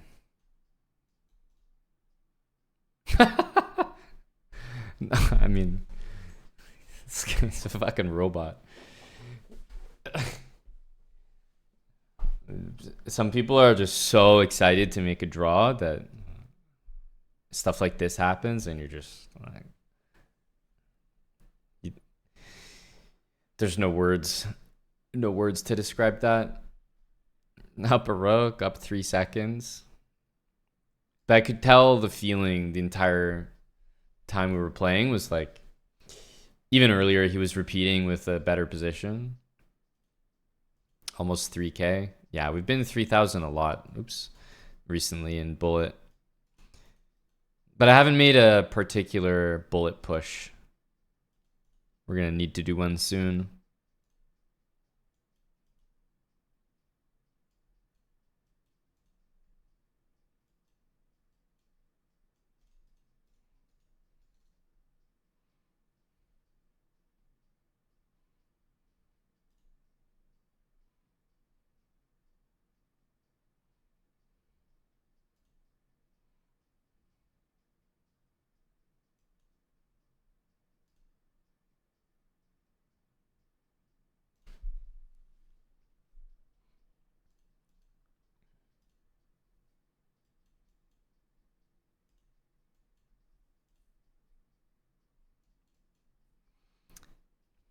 All right. Bishop takes f6, bishop f4. Damn. That looked so likely.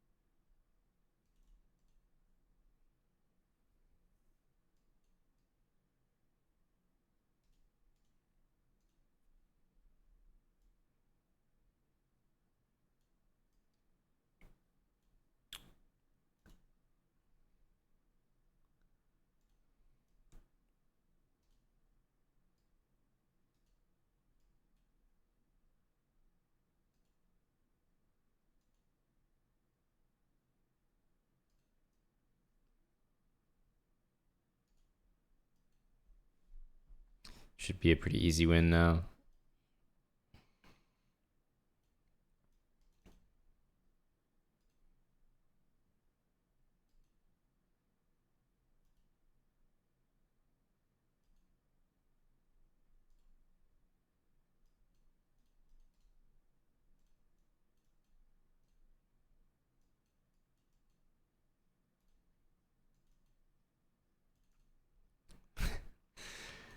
It's just impossible.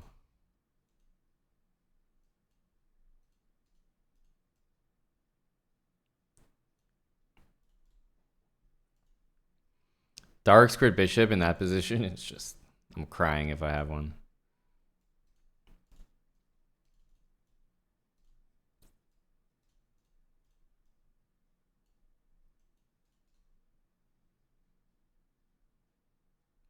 Just realized he could have gone there. Would have been awkward. Oh, definitely didn't see that.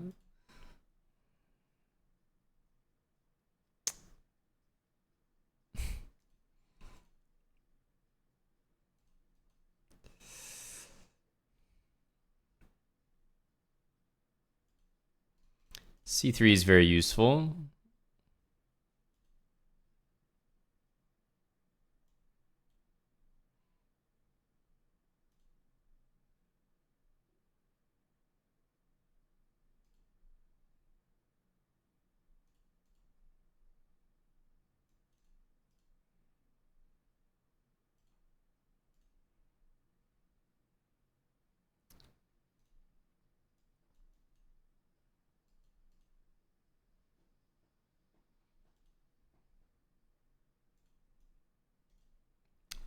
Wow. Oh my goodness. To not even understand that the pawn could move is...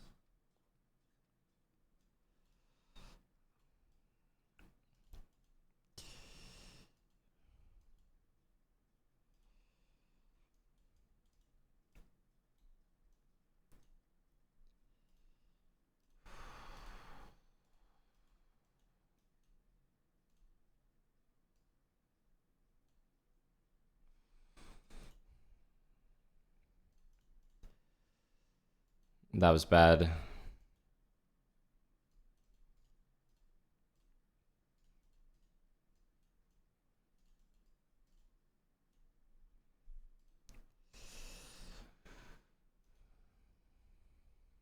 Oh, this guy's he's all over the theory here. I have no idea what's going on. Takes. Can we take this way?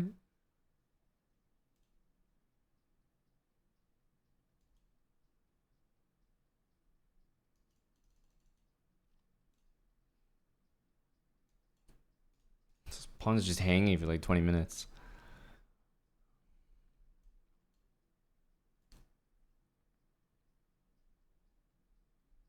Knight b1.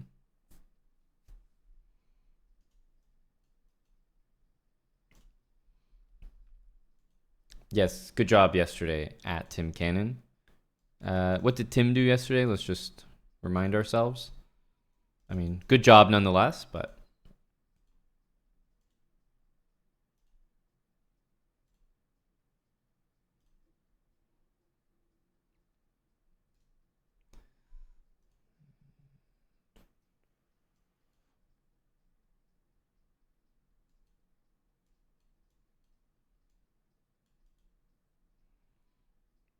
I want to trade light squared bishops. Make it happen for me.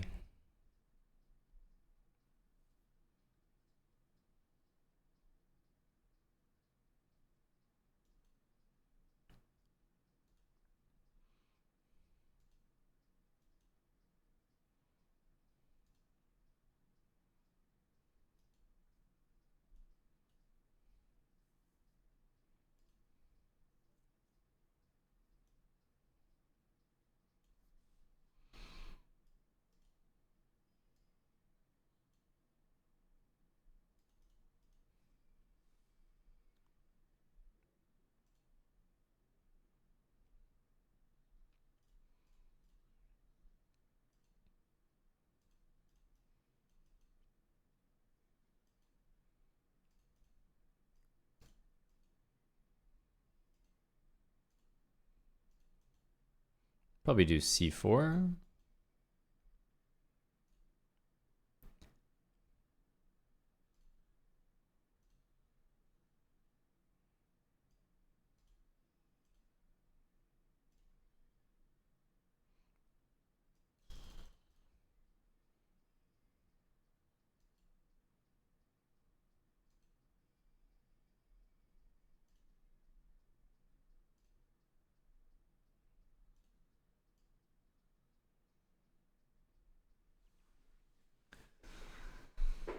Bishop f6.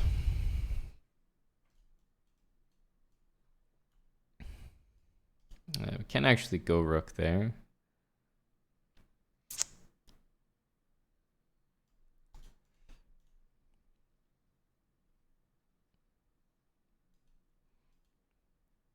Not gonna let that happen.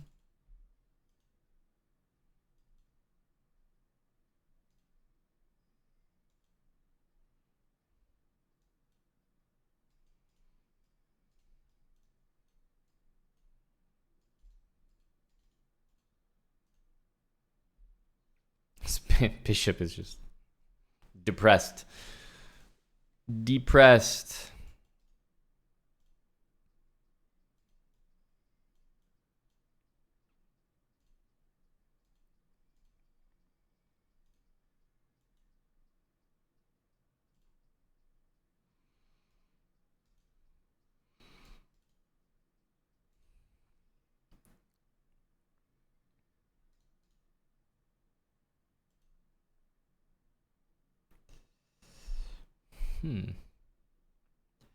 Yeah, we're actually lost.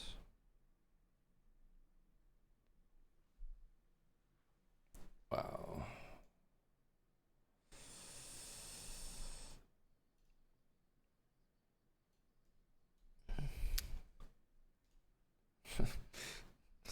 Amazing move.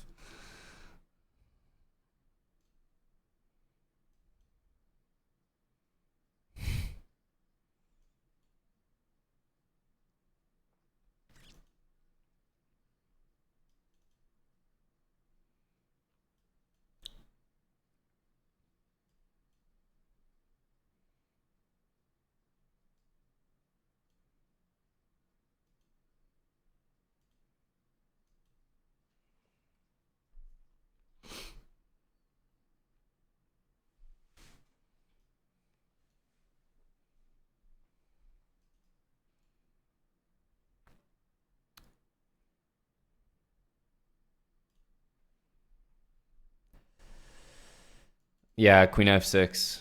His one position where yeah, no, this guy is he's on the theory here.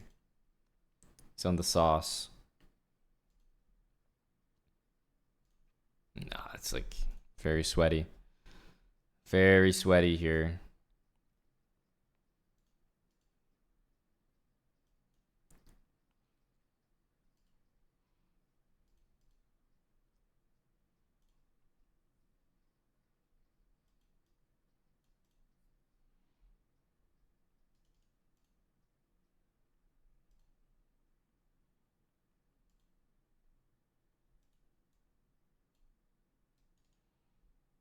I want to take g4.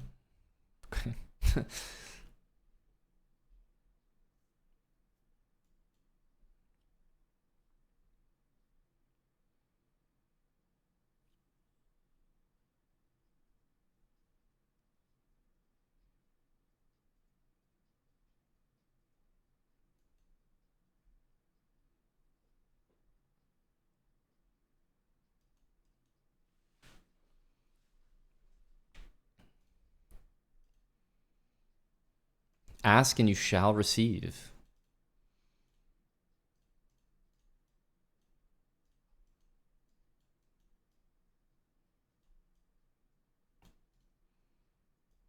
What's that move all about?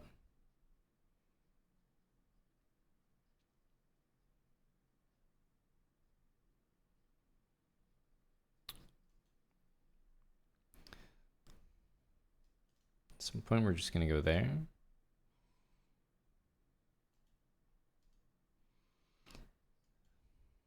Okay.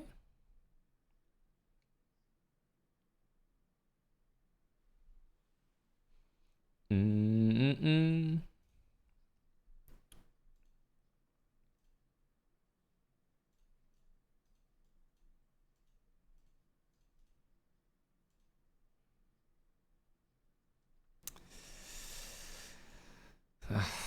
mean, I guess we just don't bother.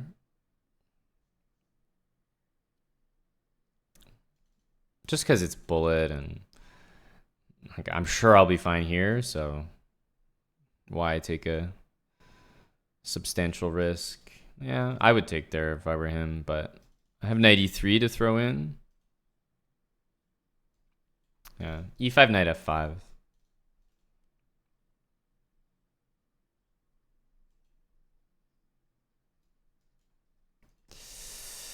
I have to do this.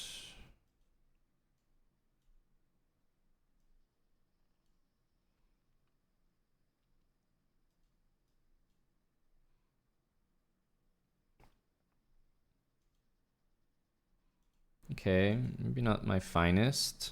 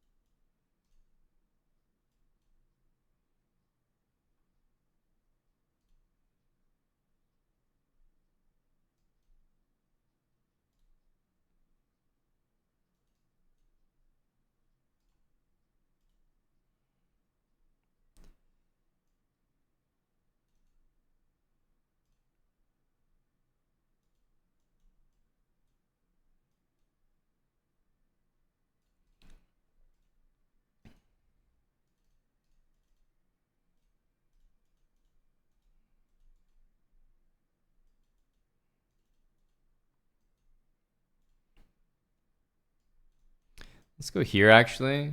I'll take that.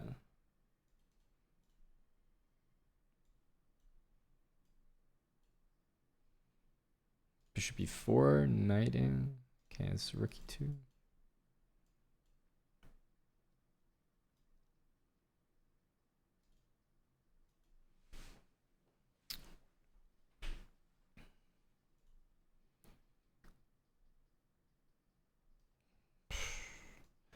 Crazy move.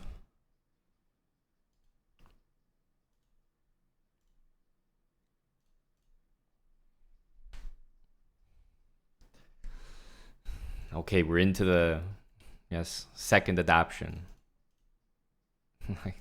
I keep playing this and I just know he's like frothing. Just so excited to play this. I gotta stop playing the Caro-Kann. It's very clear he doesn't know much about many openings, but like this is the one he's excited to play.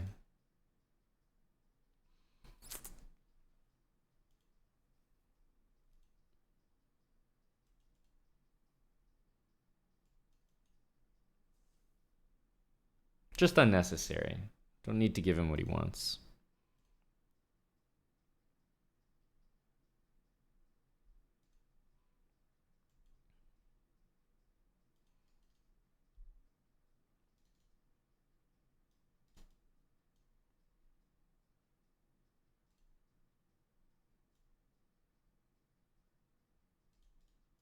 What?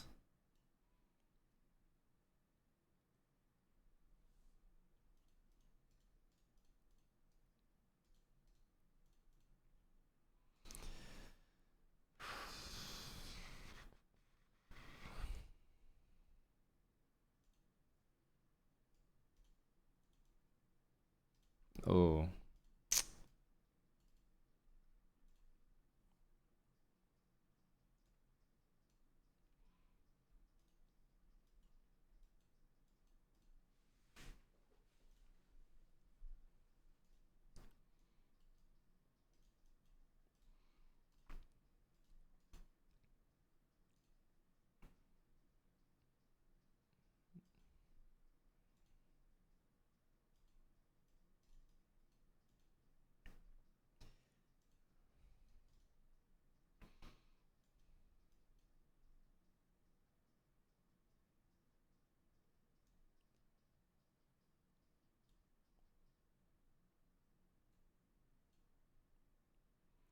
Get the hell out of any potential 92 business.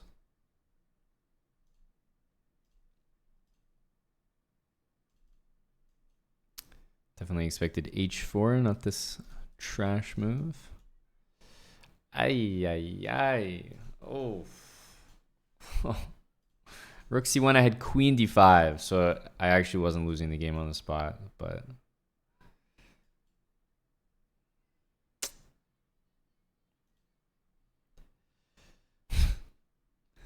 this huge throw.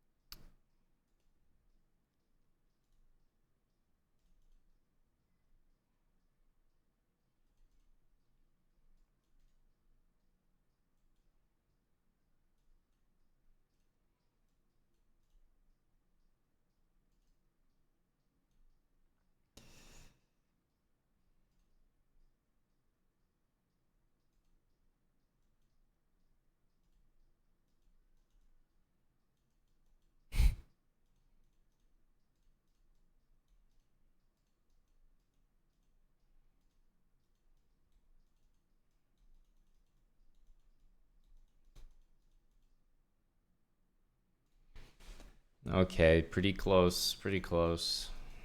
I'm getting dicey.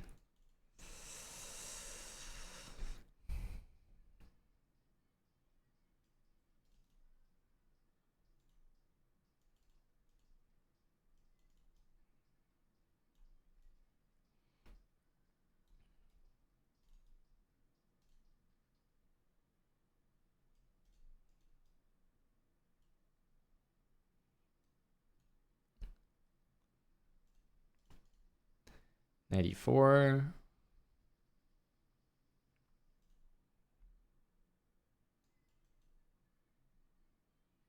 His queen takes h6 there. Okay. He's not playing the moves that would scare me.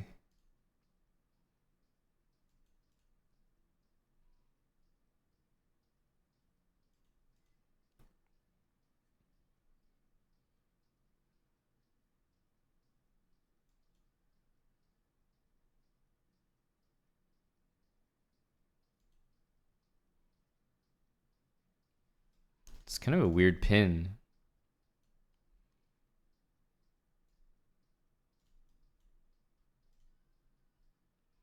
Right there.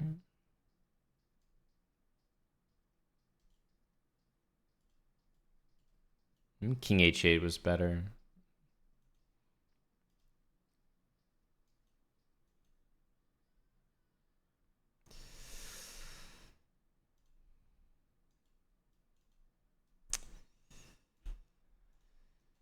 Uh,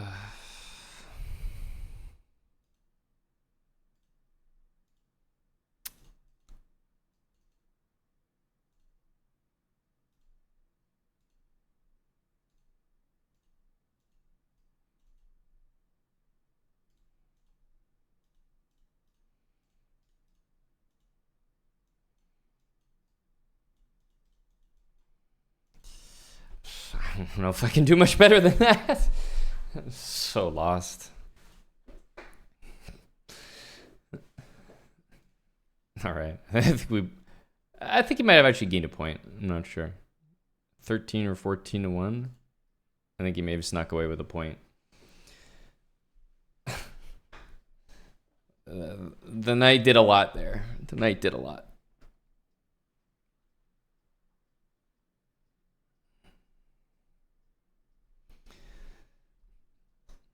All that work for one elo. For him. I didn't gain an elo. No way.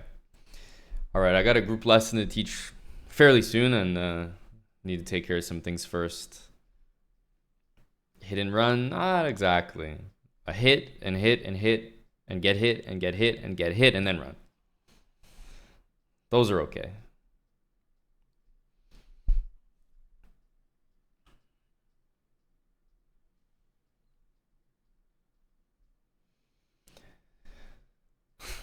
No, this was not the lesson.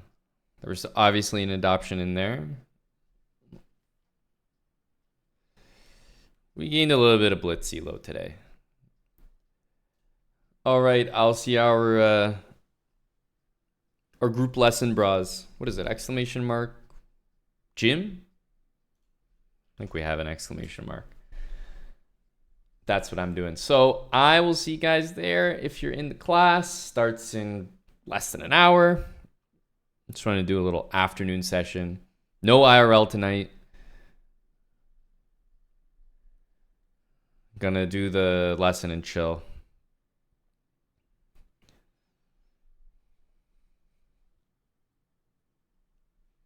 All right, have a good one. Take care. Don't usually end the stream and just end. So who's streaming on Twitch? We hardly ever get to raid. Yeah, it's not that many people actually.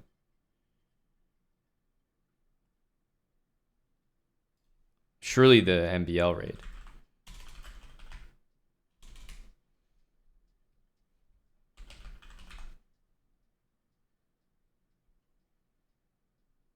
All right. See you guys. Take care. Have a great rest of your day. Title 2.